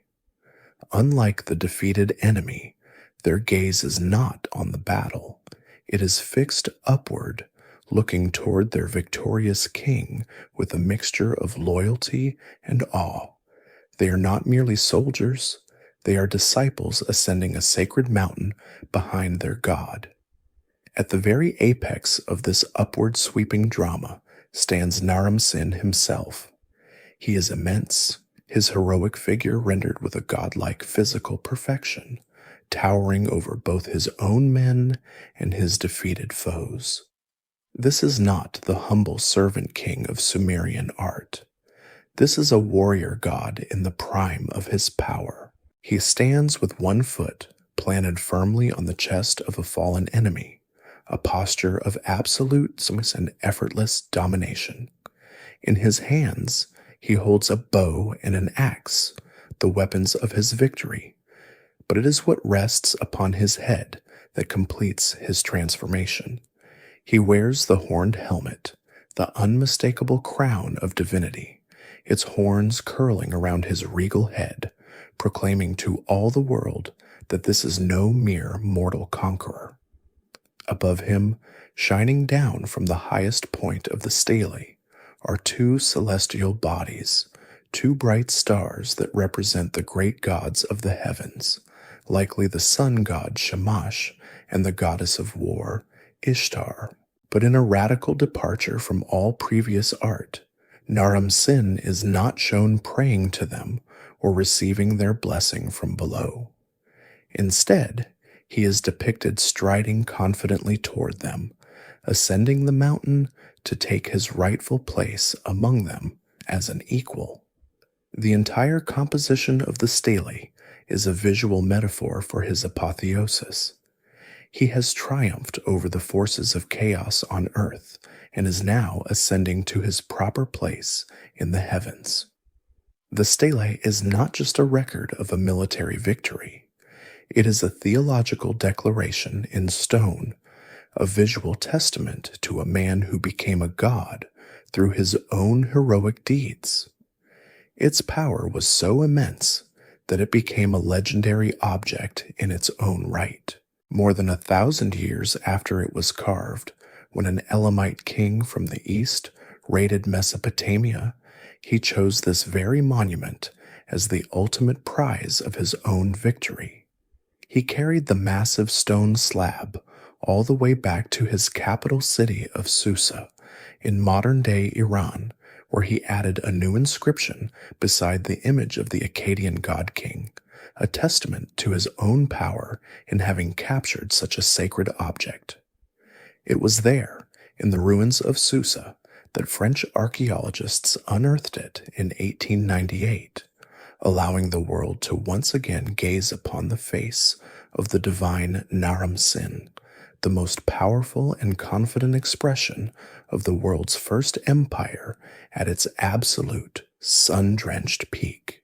The image carved into Naram-Sin's victory stele seemed to capture a moment of eternal triumph, a golden age of power so absolute that it felt as though it might never end.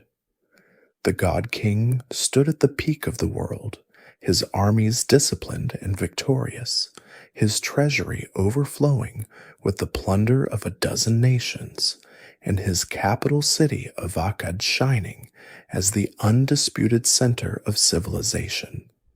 From the mortal perspective of those who lived under his divine authority, the empire must have seemed like a permanent creation, as solid and enduring as the mountains he had conquered.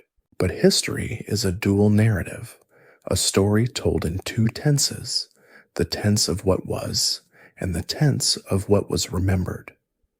Long after the golden age of Akkad had passed into dust and ruin, the scribes and poets of a later time would look back upon this period of unparalleled glory and ask a single, haunting question.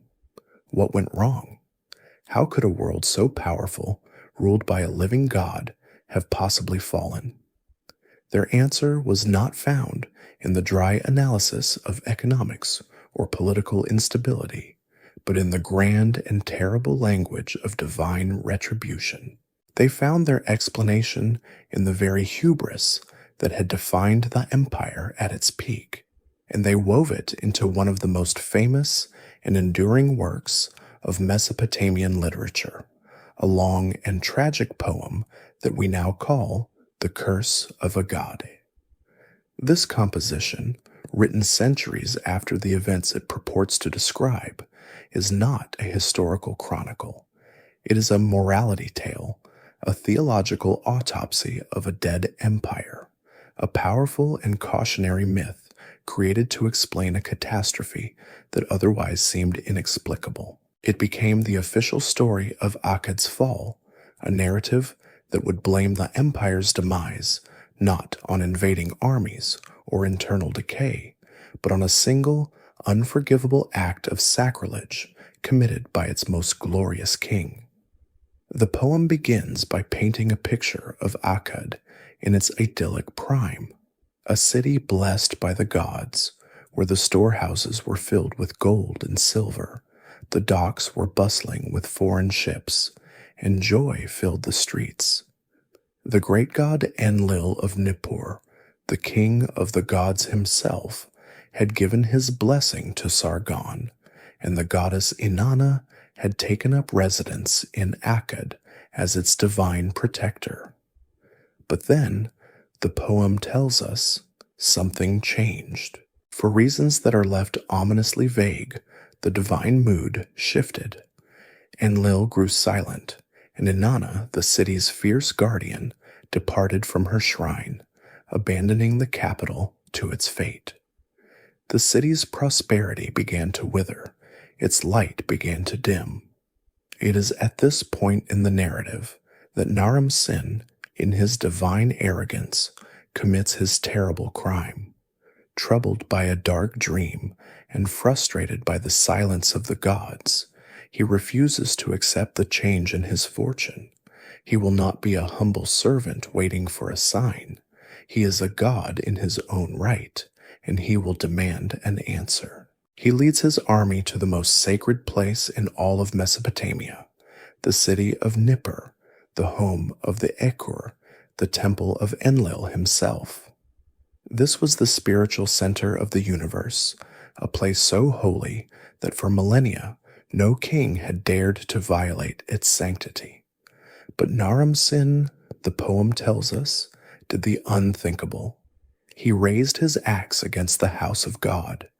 His soldiers stormed the sacred precinct, looting its treasures, felling its sacred groves, and reducing the holy temple to rubble.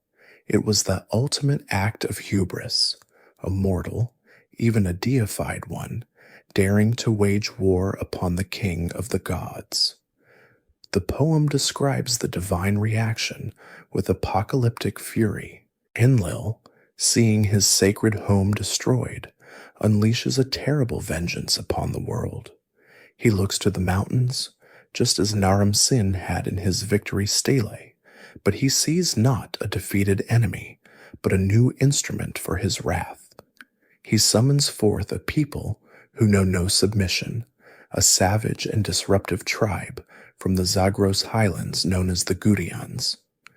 They descend upon Mesopotamia like a biblical plague, a swarm of locusts that devours the civilization of the plains.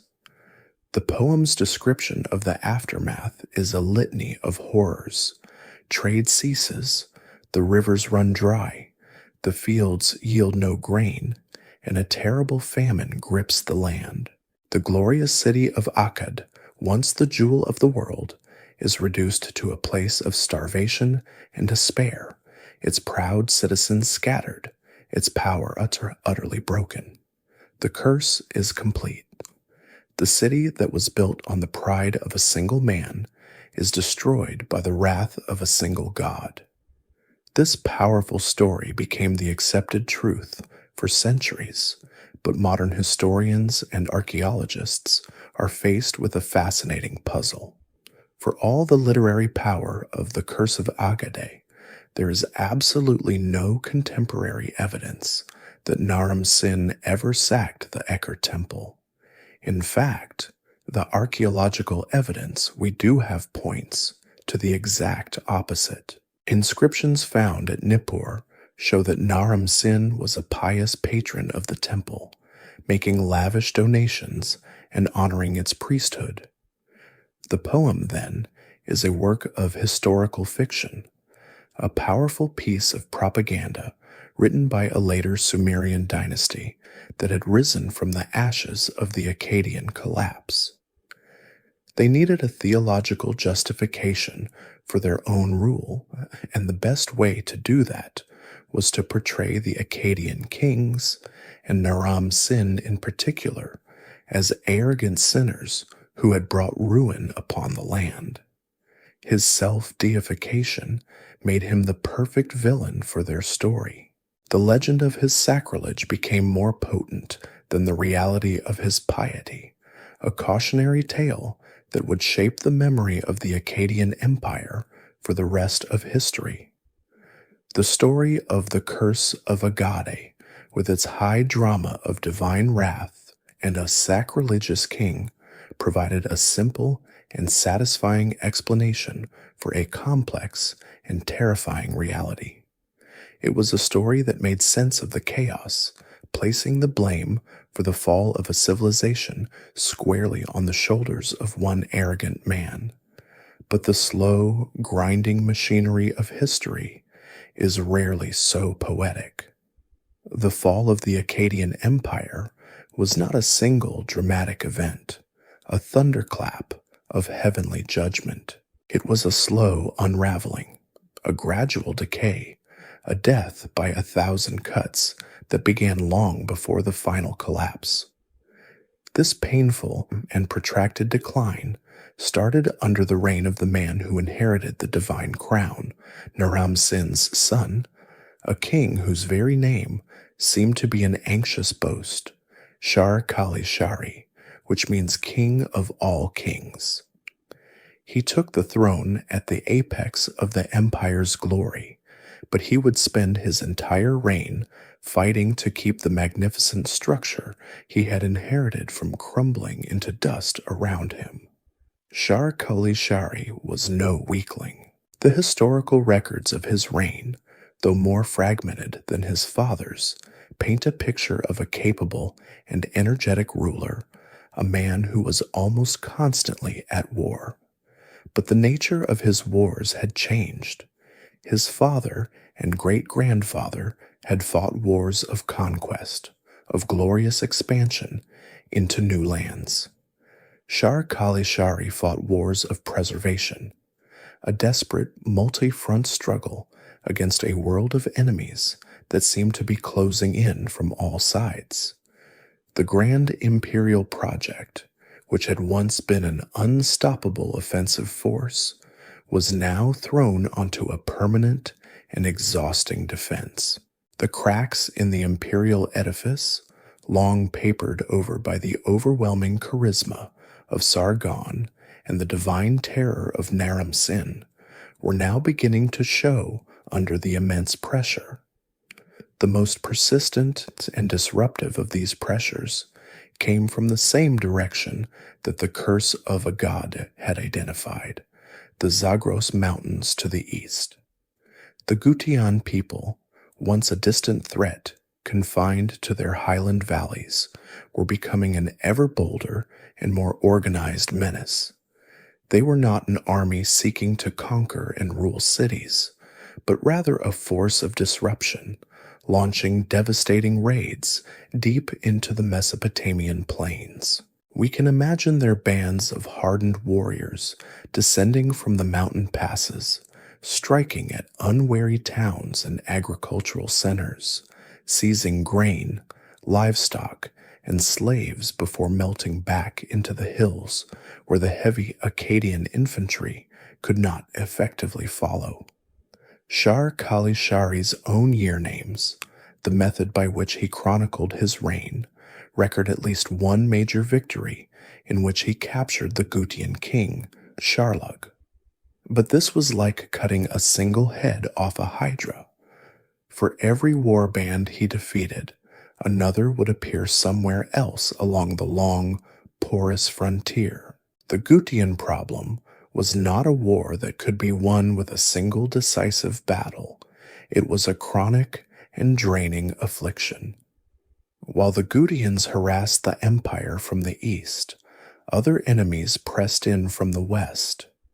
New waves of Semitic-speaking peoples, whom the Akkadians called the Amorites, or Westerners, began to move out of the Syrian desert.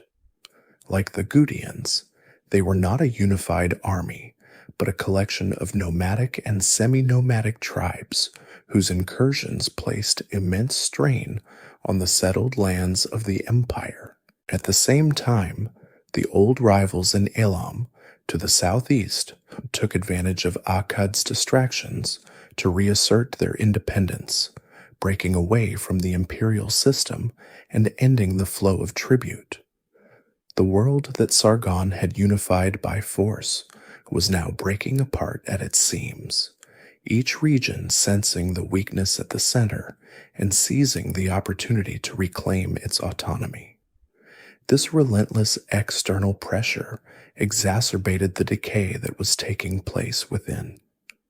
The empire's economy had been built on a model of constant expansion, with the plunder and tribute from new conquests funding the army and the bureaucracy.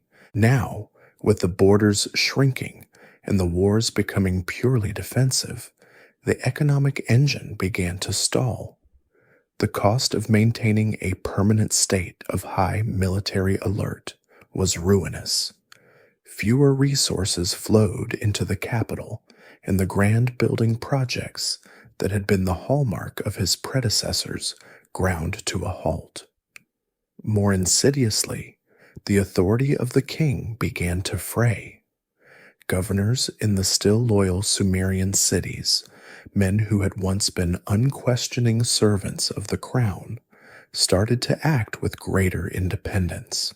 They built their own city walls and dedicated temples in their own names, subtle but clear signs that their loyalty was shifting from the distant king to their own local power bases. Shar-Kali-Shari, the king of all kings, was slowly becoming just one king among many.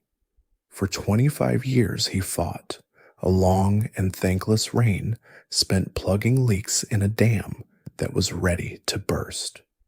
He successfully held the core of the empire together, preserving Akkad and the major Sumerian cities, but by the time of his death, the grand imperial experiment was effectively over.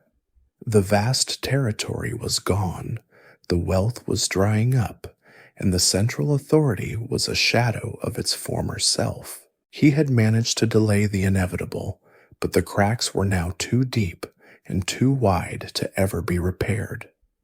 The death of Shar-Kali-Shari, the king of all kings, left a void not only on the throne, but in the very heart of the empire's will to survive.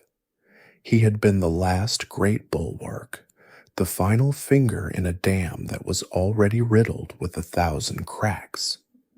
With his passing, the immense pressures that he had held at bay for a quarter of a century finally broke through, and the remaining structure of the Akkadian state was washed away in a torrent of chaos. The imperial peace, which had been the defining reality of the Mesopotamian world for nearly 200 years, was not just broken, it was shattered into countless pieces. And the force that delivered this final, decisive blow was the one that had been gathering like a storm cloud on the eastern horizon for generations, the mysterious and terrifying people from the Zagros Mountains, the Gutian scourge. Who were the Gutians? To the sophisticated urban dwellers of the river plains, they were the ultimate outsiders, the embodiment of a savage and uncivilized world. They were a people with no cities, no writing, and it seemed no respect for the gods or traditions of the land they now invaded. Their names, recorded with disgust by Sumerian scribes, sounded harsh and alien to the Mesopotamian ear. The curse of Akkad had painted them as a divine punishment, a mindless swarm sent by an angry god, and in the chaos of the empire's collapse, it must have truly felt that way. They descended from the mountain passes not as a traditional army seeking to conquer and rule in the manner of Sargon, but as a force of entropy, a people whose primary effect was the dissolution of order itself. Their arrival marked the end of an age. Their method of conquest was unlike anything Mesopotamia had seen before. They did not systematically replace Akkadian governors with their own, nor did they attempt to adopt and manage the complex bureaucracy of the empire they were overrunning. Instead, their presence acted like a solvent, dismantling the intricate connections that held civilization together. The long-distance trade routes, which had brought cedar from Lebanon and carnelian from India to the heart of Akkad, were severed. The roads became unsafe, patrolled by Gutian war bands who preyed on any caravan foolish enough to attempt the journey. The grand economic network that had been the pride of the empire collapsed, and each region was thrown back on its own meager resources. This was a catastrophe for a civilization whose great cities could not survive without the constant influx of foreign goods. The Gutians' impact on the agricultural heartland was even more devastating. The incredible fertility of the Mesopotamian plains was not a gift of nature. It was a feat of human engineering, dependent on a vast and delicate network of irrigation canals that required constant, coordinated maintenance. This was a task that could only be managed by a strong central authority, one that could mobilize the labor needed to dredge silt, repair dikes, and ensure a fair distribution of water. Under the chaotic and decentralized reality of Gutian dominance, this system fell into ruin. Canals clogged, fields became waterlogged or dried up, and the agricultural yields that had fed the empire's armies and cities plummeted. Famine, the ancient enemy of civilization, returned to the land with a vengeance. The great urban centers began to shrink as people abandoned the starving cities for the relative safety of self-sufficient villages, and the vibrant, interconnected world of the empire fragmented into a patchwork of isolated, struggling communities. The Sumerian king list, that ancient chronicle of power, captures the bewildering nature of this new era. After the death of Shar-Kali-Shari, its entries become a desperate and confused jumble. It lists a succession of Gutian warlords who are said to have held kingship, but their reigns are often impossibly short, some lasting only a few months. The list seems to reflect a period of intense instability, not a coherent dynasty, but a series of petty chieftains who were able to dominate a region for a brief time before being overthrown by a rival. This was not the rule of kings. It was the reign of warlords, a time when brute force was the only law. The imperial peace of Akkad was replaced by a constant, low-level state of warfare and predation that ground down the very foundations of civilized life. The Gutian scourge was not a swift and clean execution. It was a long and wasting sickness, a dark age that settled over the land between the rivers, snuffing out the brilliant light that had once shone from the city of Akkad. The Gutian presence was not a government. It was an anti-government, a force whose very nature was the negation of the imperial order. They were a stone dropped into the intricate clockwork of Mesopotamian civilization, shattering its gears and stopping its hands. With the central authority of Akkad gone and the invaders offering no coherent alternative, the land between the rivers descended into a state of profound and bewildering anarchy. The grand political unity that had been the singular achievement of the Akkadian dynasty dissolved, not into a new system of states, but into a political vacuum, an age of shadows where the very definition of power became a desperate and open question. For the people living through this dark and fractured time, the world that had once seemed so solid and predictable had simply ceased to exist, replaced by a terrifying and uncertain void. This sense of utter confusion, of a world turned upside down, is captured with heartbreaking eloquence in a single, stark passage from the Sumerian king list.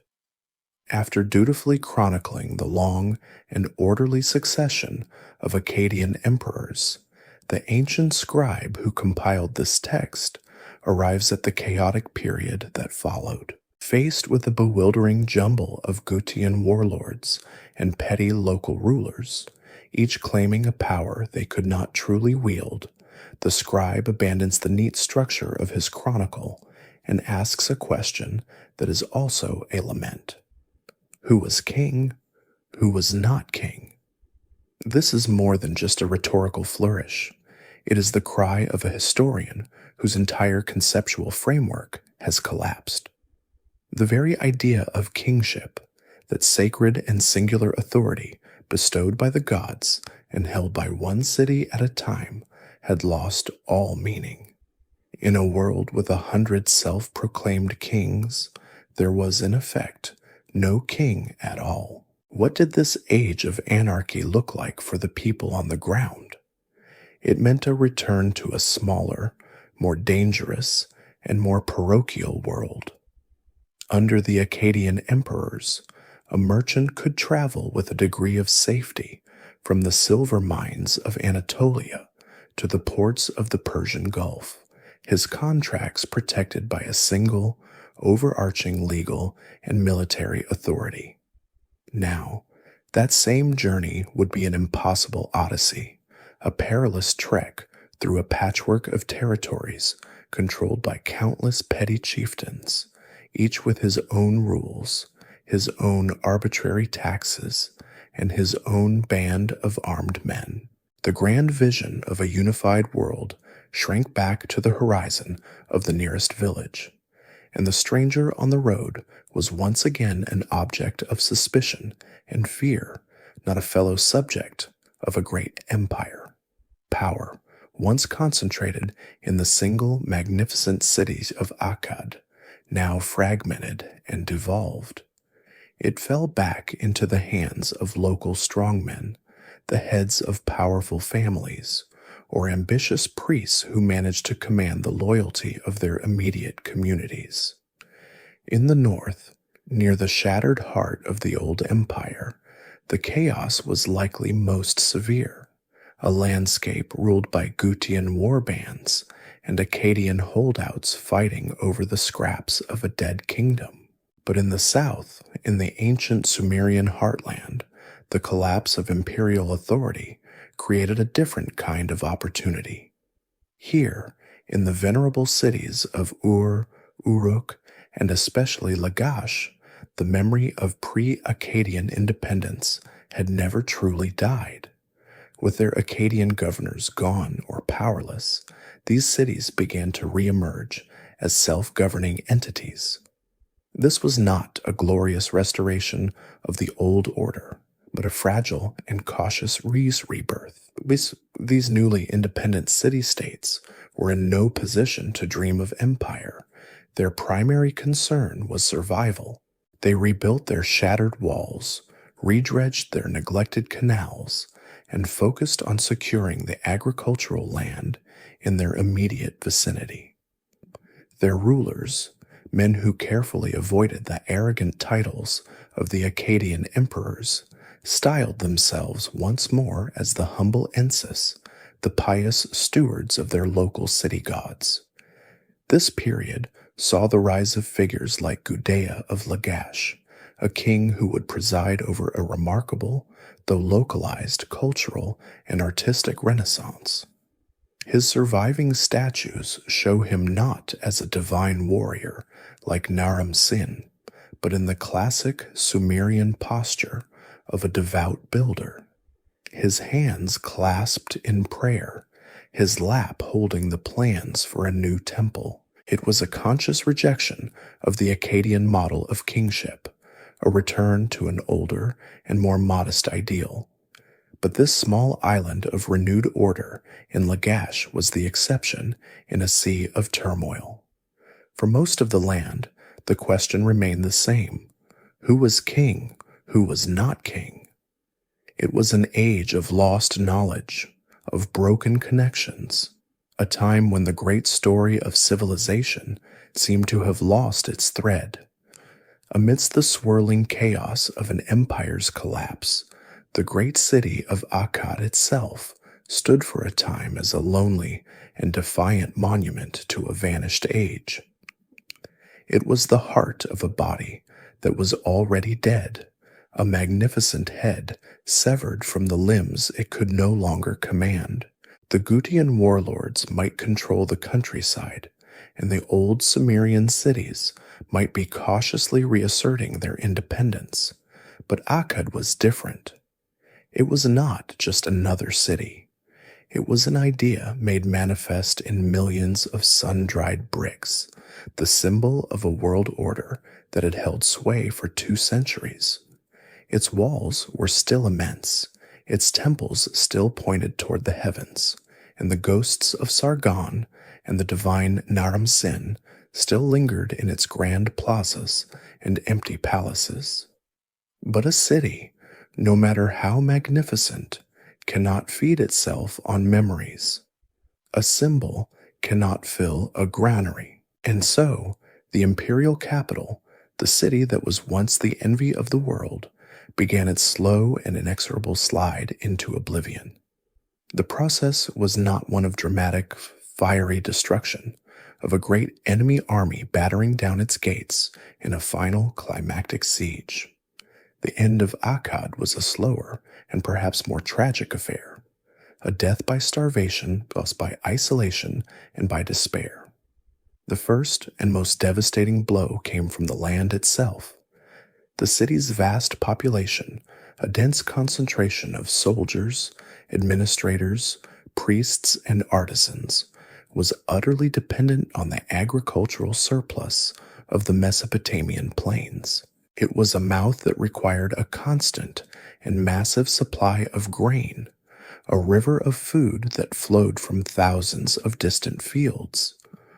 With the irrigation systems falling into disrepair and the countryside ravaged by Gutian raids and local conflicts, that river of food slowed to a trickle and then stopped altogether. The storehouses, once filled to bursting with the tribute of an empire, gradually emptied. The specter of famine, which had haunted the outlying provinces for years, now took up permanent residence in the streets of the capital.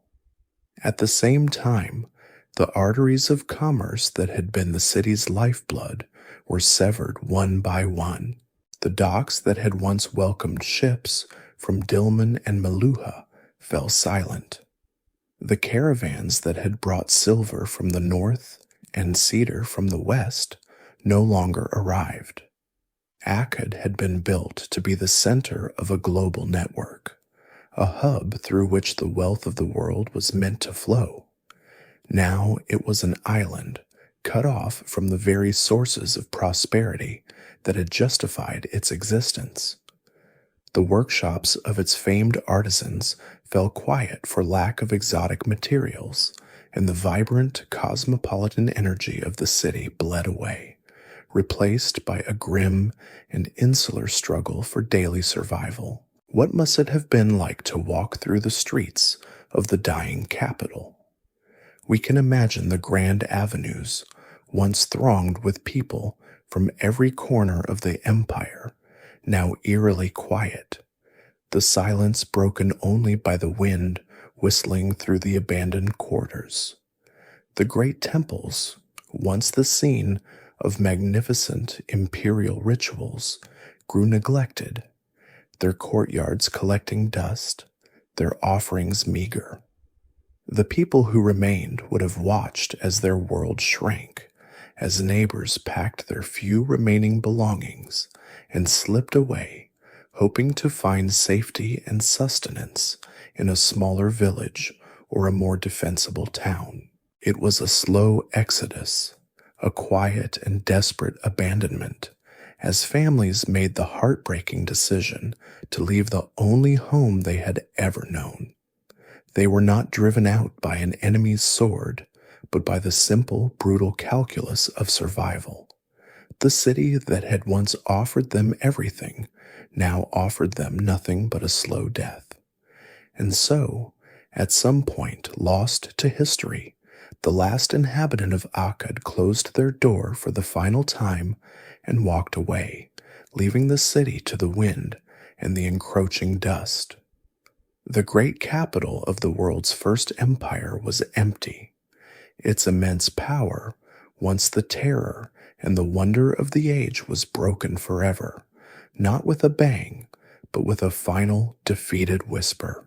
The mud brick walls, no longer maintained, began to slump and erode under the infrequent rains. The roofs of the palaces collapsed, and the grand plazas became overgrown with thorns and weeds.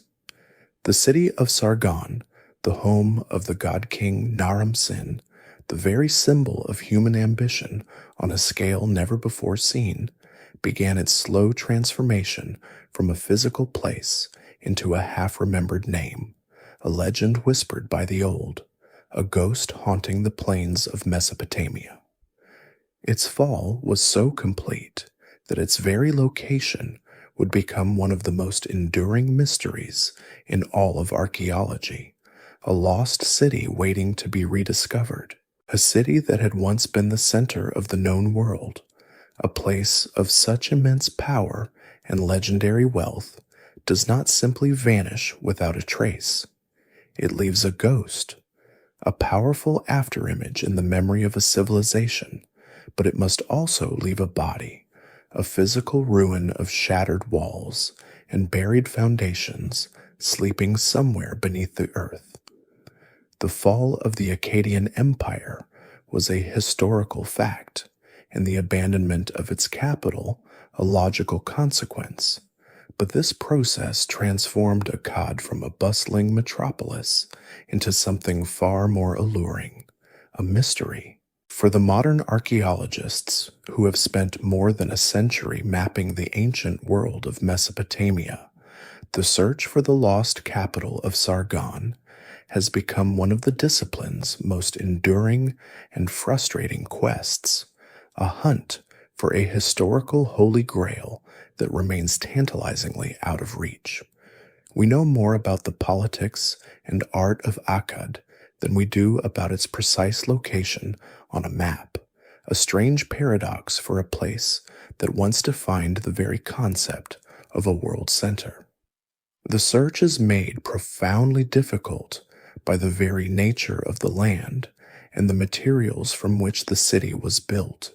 Unlike the great stone monuments of Egypt or the marble temples of Greece, the cities of Mesopotamia were built from the earth itself, from the endless supply of clay and silt provided by the Tigris and Euphrates rivers. Akkad, even in its glory, would have been a city of sun-dried and kiln-fired mud brick, a material that, when abandoned, slowly dissolves and melts back into the landscape from which it came. Over 4,000 years of wind, occasional rain, and accumulating layers of silt, a great mud brick city can slump into a low, indistinct mound, or tell, almost indistinguishable from the natural features of the surrounding plain. Finding a specific city in a landscape dotted with hundreds of such ancient mounds is a monumental challenge, like trying to find one particular grain of sand on a vast and ancient beach. The rivers themselves, the lifeblood of the civilization, have also conspired to hide the city's remains. The Tigris and the Euphrates are not static waterways. Over the millennia, they have meandered and shifted their courses dramatically, carving new channels and abandoning old ones. A city that was once strategically located on the bank of a major river might now find itself miles away in the middle of a dry and dusty plain, its ancient canals filled in, its harbor a ghost. The textual clues we have from Akkadian times, which describe the city's location in relation to the rivers, are therefore maddeningly difficult to interpret. We know from Sargon's inscriptions that he built it, and from administrative texts that it had great temples and storehouses, but these documents were written for an audience who knew exactly where Akkad was, and they felt no need to provide future archaeologists with a convenient set of coordinates. Despite these immense challenges, the search has not been without its clues and its competing theories. The general consensus among scholars places the probable location of Akkad somewhere in the area where the Tigris and Euphrates rivers flow closest together, in the region surrounding modern Baghdad. This was the strategic heartland of the empire, the pivot point between the Semitic north and the Sumerian south, a logical place for a great administrative capital. Within this broad zone, several specific areas have been proposed as the final resting place of Sargon's city. One long-standing theory focused on the region near the confluence of the Tigris and the Diyala rivers, a hypothesis based on ancient trade routes and later textual references. Another prominent suggestion has placed it further south in an area known as the Eshnuna region. The hunt for Akkad is not just a matter of digging random holes in the Iraqi desert. It is a painstaking process of historical detective work. Archaeologists and historians sift through thousands of cuneiform tablets found at other sites, looking for any mention of Akkad that might contain a geographical clue. An economic text from a city like Ur might mention the travel time for a boat carrying grain to the capital, allowing scholars to estimate a rough distance. A military report might describe the route an army took, mentioning other towns along the way. Using these scattered textual breadcrumbs, researchers can create tentative maps, highlighting areas of high probability. In recent decades, modern technology like satellite imagery and ground-penetrating radar has been added to the toolkit, allowing archaeologists to peer beneath the surface of the earth without ever lifting a spade, searching for the telltale rectangular outlines of buried city walls and buildings. And yet, for all this effort, the city remains elusive. No archaeologist has ever been able to stand on a mound of earth, point to a cuneiform tablet bearing the city's name that was dug from that very spot, and say with certainty, this was Akkad. The search has been further complicated by the political instability that has plagued the region for decades, making large-scale, systematic excavations in many of the most promising areas difficult or impossible. The city that Sargon built and Naram-Sin deified is still out there. Its palaces and temples and the graves of its legendary kings sleeping beneath the soil of Iraq, holding its secrets close. Its very absence is a powerful reminder of the ultimate fate of all empires, a testament to the fact that even the most powerful city in the world can be swallowed by the earth, leaving behind nothing but a name and a 4,000-year-old mystery. History, like nature, abhors a vacuum. The immense concentration of power that had been the city of Akkad could not simply dissipate into nothingness without a corresponding force rising to fill the void.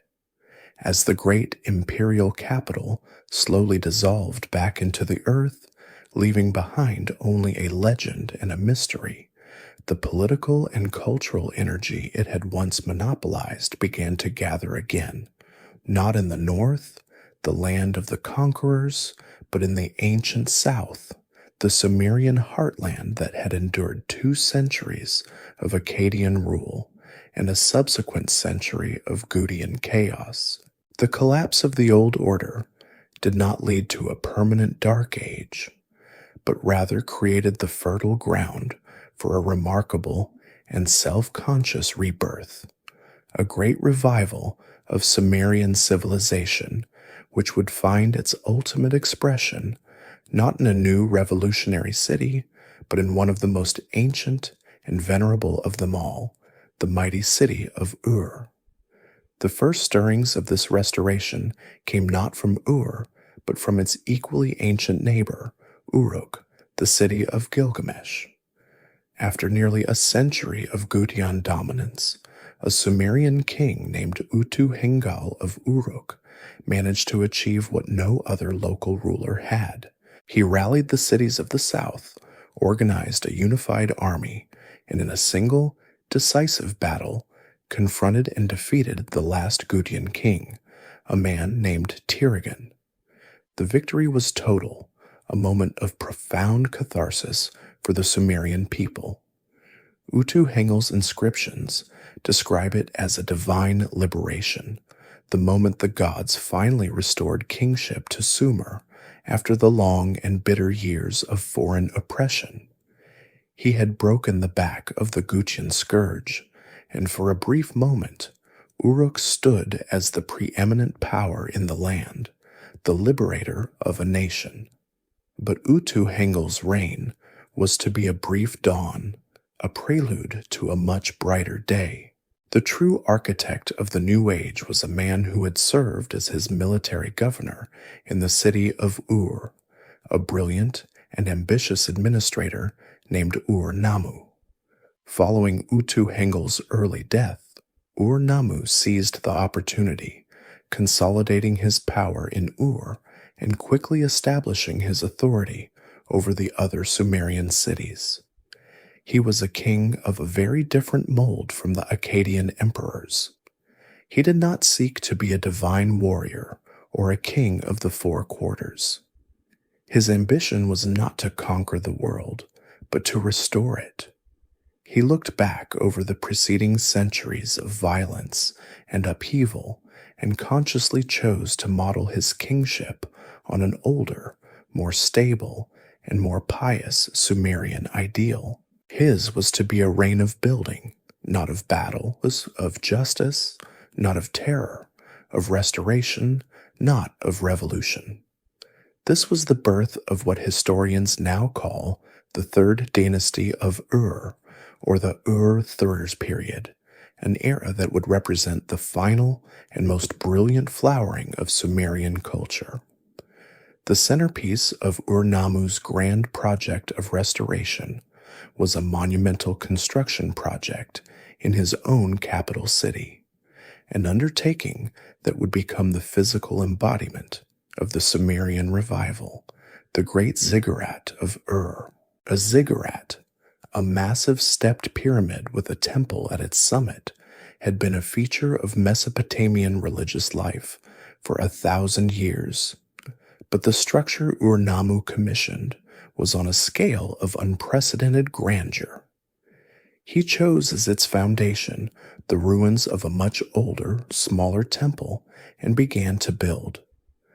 The lowest stage alone was a solid mass of mud brick more than 200 feet long and 150 feet wide. This solid core was then covered with a thick outer layer of baked bricks, each one stamped with the king's name, set in bitumen mortar to protect it from the elements. 3 monumental staircases converged at a great gatehouse on the first level, from which another flight of stairs led to the upper terraces, where the small shrine of the moon god Nana stood, a sacred house between heaven and an earth. This was more than just a temple, it was a profound ideological statement. Where Naram-Sin's stele had shown a man ascending a mountain to become a god, Ur-Nammu's ziggurat was a mountain built by men so that the gods might be persuaded to descend and dwell among them. It was an act of collective piety, a monument to the community's devotion, not to the glory of a single ruler. The king's role was that of the master builder, the humble servant who organized the great work on behalf of his people and his God. This magnificent structure, its towering form dominating the flat southern plain, became the new center of the Mesopotamian world, a symbol of stability, tradition, and renewed divine favor after a long age of chaos. Alongside this physical restoration, Ur-Nammu undertook a legal and social restoration as well. He is credited with creating the oldest surviving law code in human history, a text that predates the more famous Code of Hammurabi by 3 centuries. In the preamble, he states his purpose clearly. He wishes to establish justice in the land, to banish the wicked and the evil, so that the strong might not oppress the weak. The laws that follow are remarkable for their humanity. In an age where justice was often a matter of brutal retaliation, Ur-Nammu's code favored monetary fines over physical punishment for most offenses. It was the legal framework for a stable and prosperous society.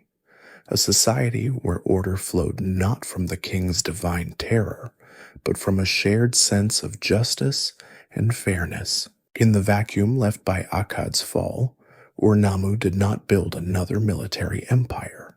He built a civilization, one founded on the nostalgic and powerful dream of a Sumerian world reborn.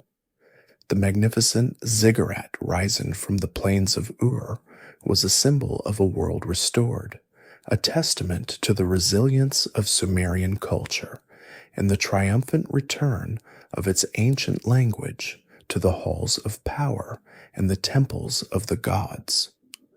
For a time, it must have seemed as though the Akkadian interlude was over, that the harsh Semitic tongue of the conquerors would fade away just as their empire had, becoming a historical footnote in the grand millennial story of Sumer. But languages are not like empires. Their power is more subtle, their roots deeper and more tenacious. While the political and military structure of the Akkadian state had shattered, the linguistic and cultural seeds it had planted across the Near East had taken firm root. The great irony of the Sumerian revival was that even as it celebrated the rebirth of its own traditions, it conducted its business, managed its new empire, and communicated with the wider world using the language of its former masters. The Akkadian language not only survived the fall of Akkad, it transcended it, transforming from the language of a single nation into the first true international language of diplomacy, science, and sophisticated commerce. This linguistic survival was a direct consequence of the empire's success. For nearly 200 years, Akkadian had been the mandatory tongue of administration from the shores of the Mediterranean to the mountains of Iran. A vast and complex bureaucracy had been built around it, and an entire class of scribes had been trained to read and write its intricate cuneiform script. This created a powerful institutional inertia. When Ur-Nammu and his successors, most notably the brilliant administrator Shulgi, built their own highly centralized state, they did not reinvent the wheel. They adopted and perfected the bureaucratic models that the Akkadians had developed, and with those models came the language in which they were designed to operate. While Sumerian was elevated as the language of literature, religion, and the royal court, the day-to-day work of the empire, the endless accounting of sheep, the allocation of barley rations, the legal contracts, and the official correspondence, was overwhelmingly conducted in Akkadian. It was simply the most practical and efficient tool for the job, a precise and well-established language for managing a complex state. The influence of Akkadian, however, stretched far beyond the borders of the new Sumerian Empire. The original Akkadian conquests had created a single, interconnected world, and even after the empire's political collapse, that world remained culturally and economically linked. Scribes and merchants in the city-states of Syria, the kingdoms of Anatolia, and the courts of Elam had all learned Akkadian to communicate with their powerful Mesopotamian overlords. Now, even with Akkad gone, they continued to use it to communicate with each other. It had become a shared neutral language, a lingua franca that allowed a Syrian merchant to write a contract with an Elamite trader without either having to learn the other's native tongue. Using Akkadian was a sign of sophistication, of participation in the wider international community. An archaeologist digging in the ruins of a city in modern-day Turkey from this period might unearth the letters of local merchants and find them written not in their own native language, but in a slightly provincial but perfectly understandable form of Akkadian cuneiform. This process would only accelerate in the centuries to come. Long after the Sumerian revival had also faded and new empires, like that of the Babylonians and the Assyrians, rose to power. Akkadian remained the bedrock language of civilization.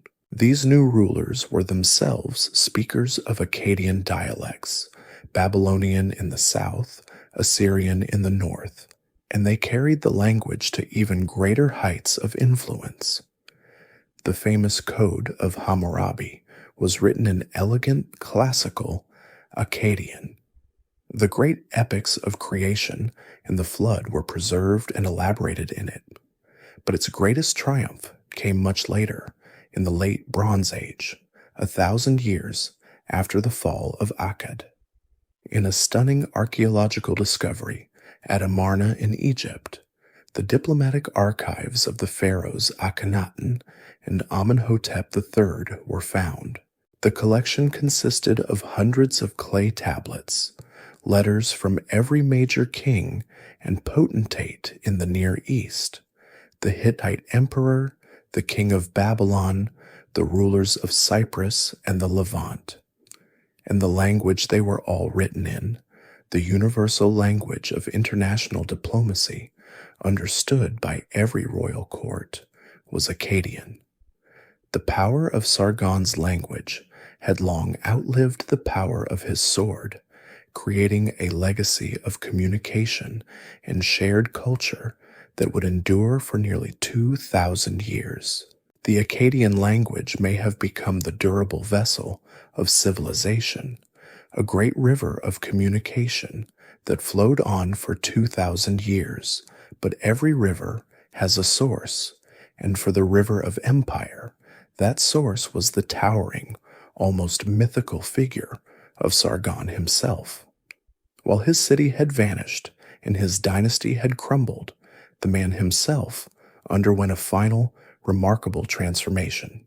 He ceased to be merely a historical figure, a king who had lived and died in a distant past, and became instead an eternal archetype, a legend so powerful that his life story became the very blueprint for ambition.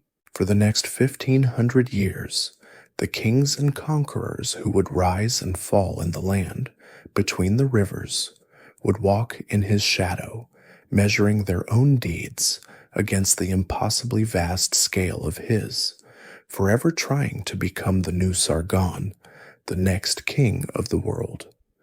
This emulation was a conscious and deeply serious act of political theater.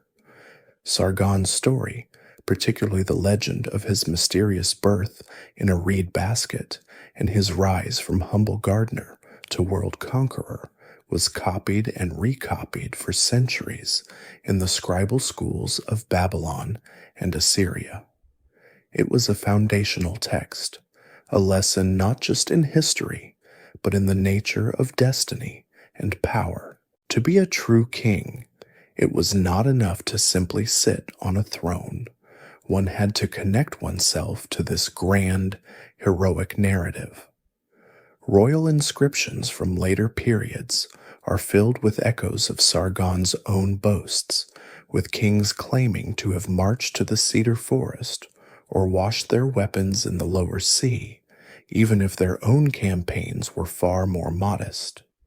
They were reenacting the sacred deeds of the founder, hoping that by performing the same rituals, they might inherit a fraction of his monumental success.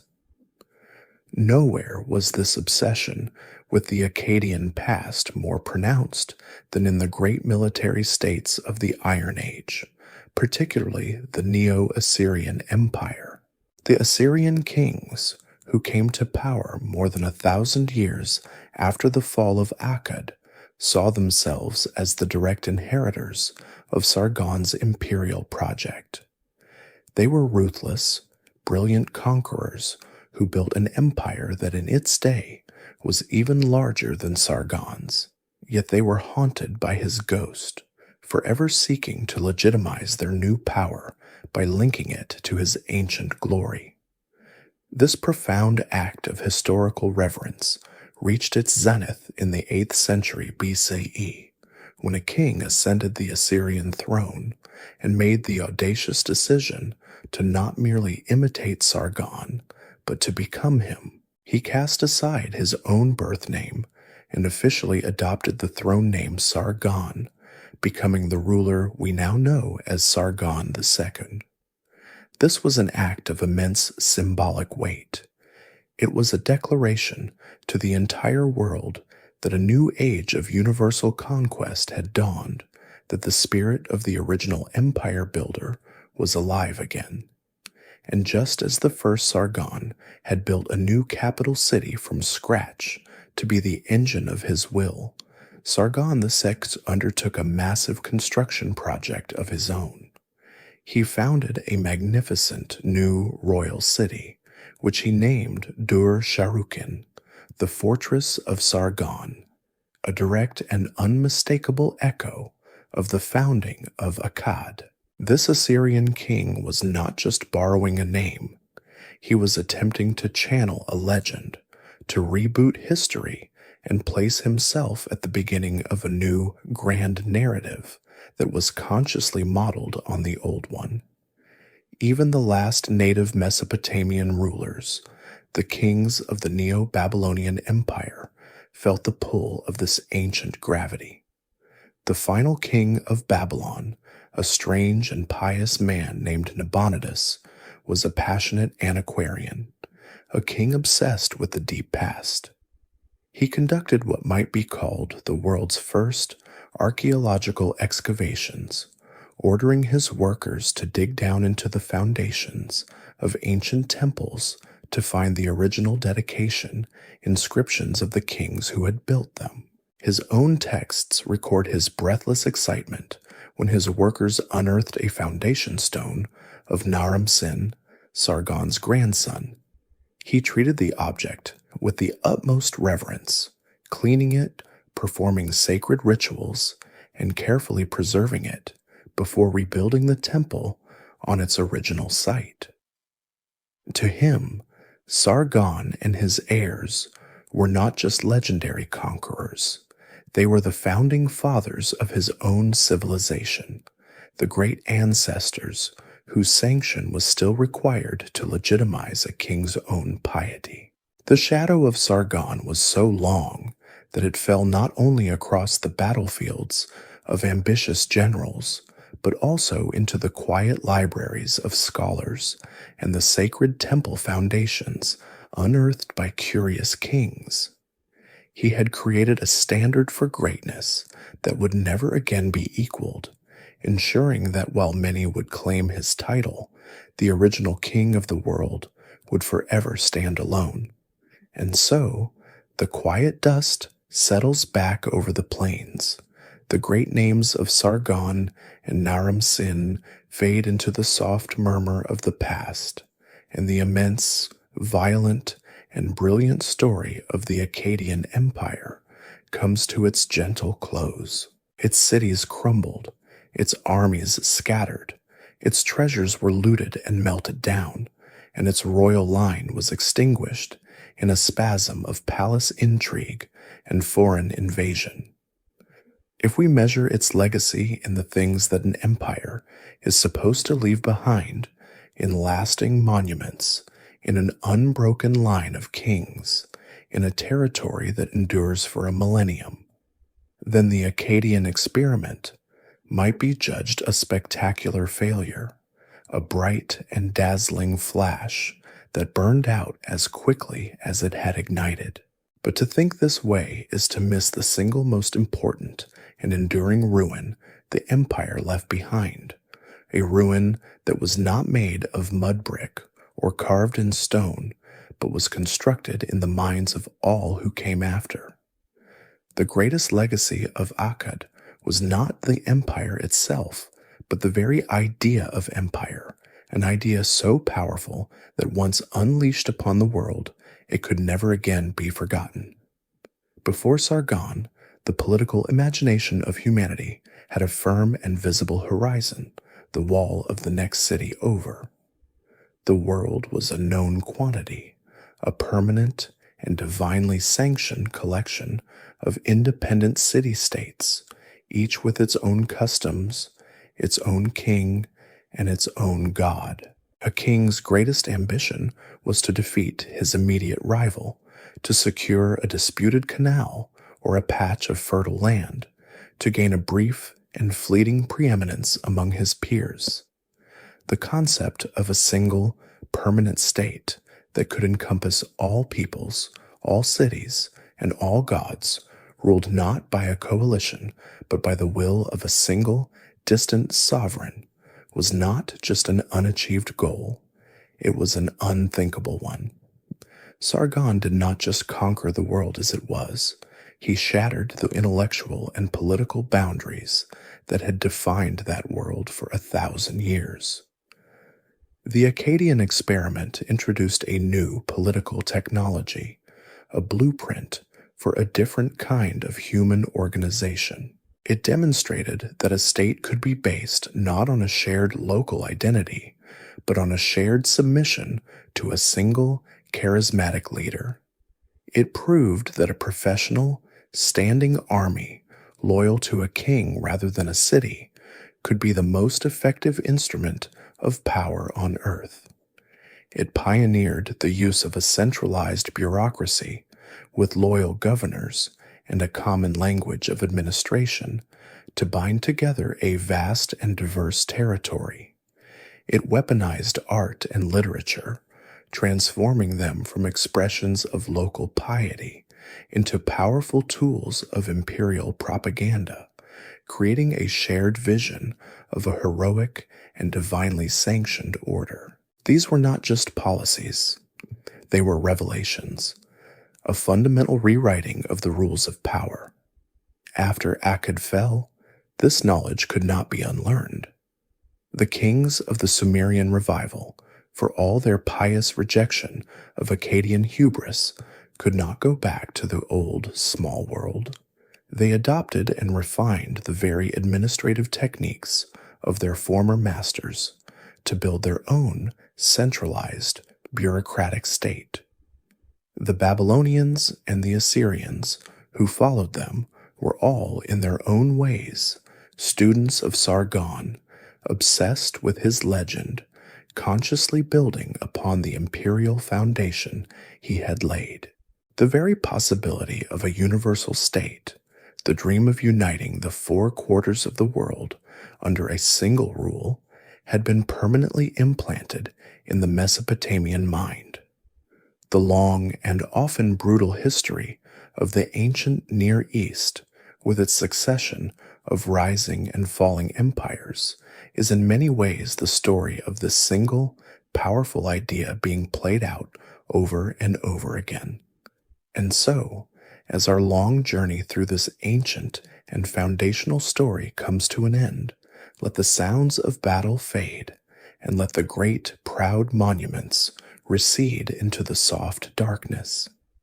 Picture instead the quiet plains of Iraq, where the dust of 4 millennia has gently covered the ambitions of these first emperors. The world they made is gone, but the echo of their thinking, the powerful and dangerous idea that one person's will can reshape the destiny of millions, remains with us still. It is a testament to the enduring power of a story that began so long ago, with a single man who stepped out of obscurity to teach the world a new and terrible and magnificent way to dream.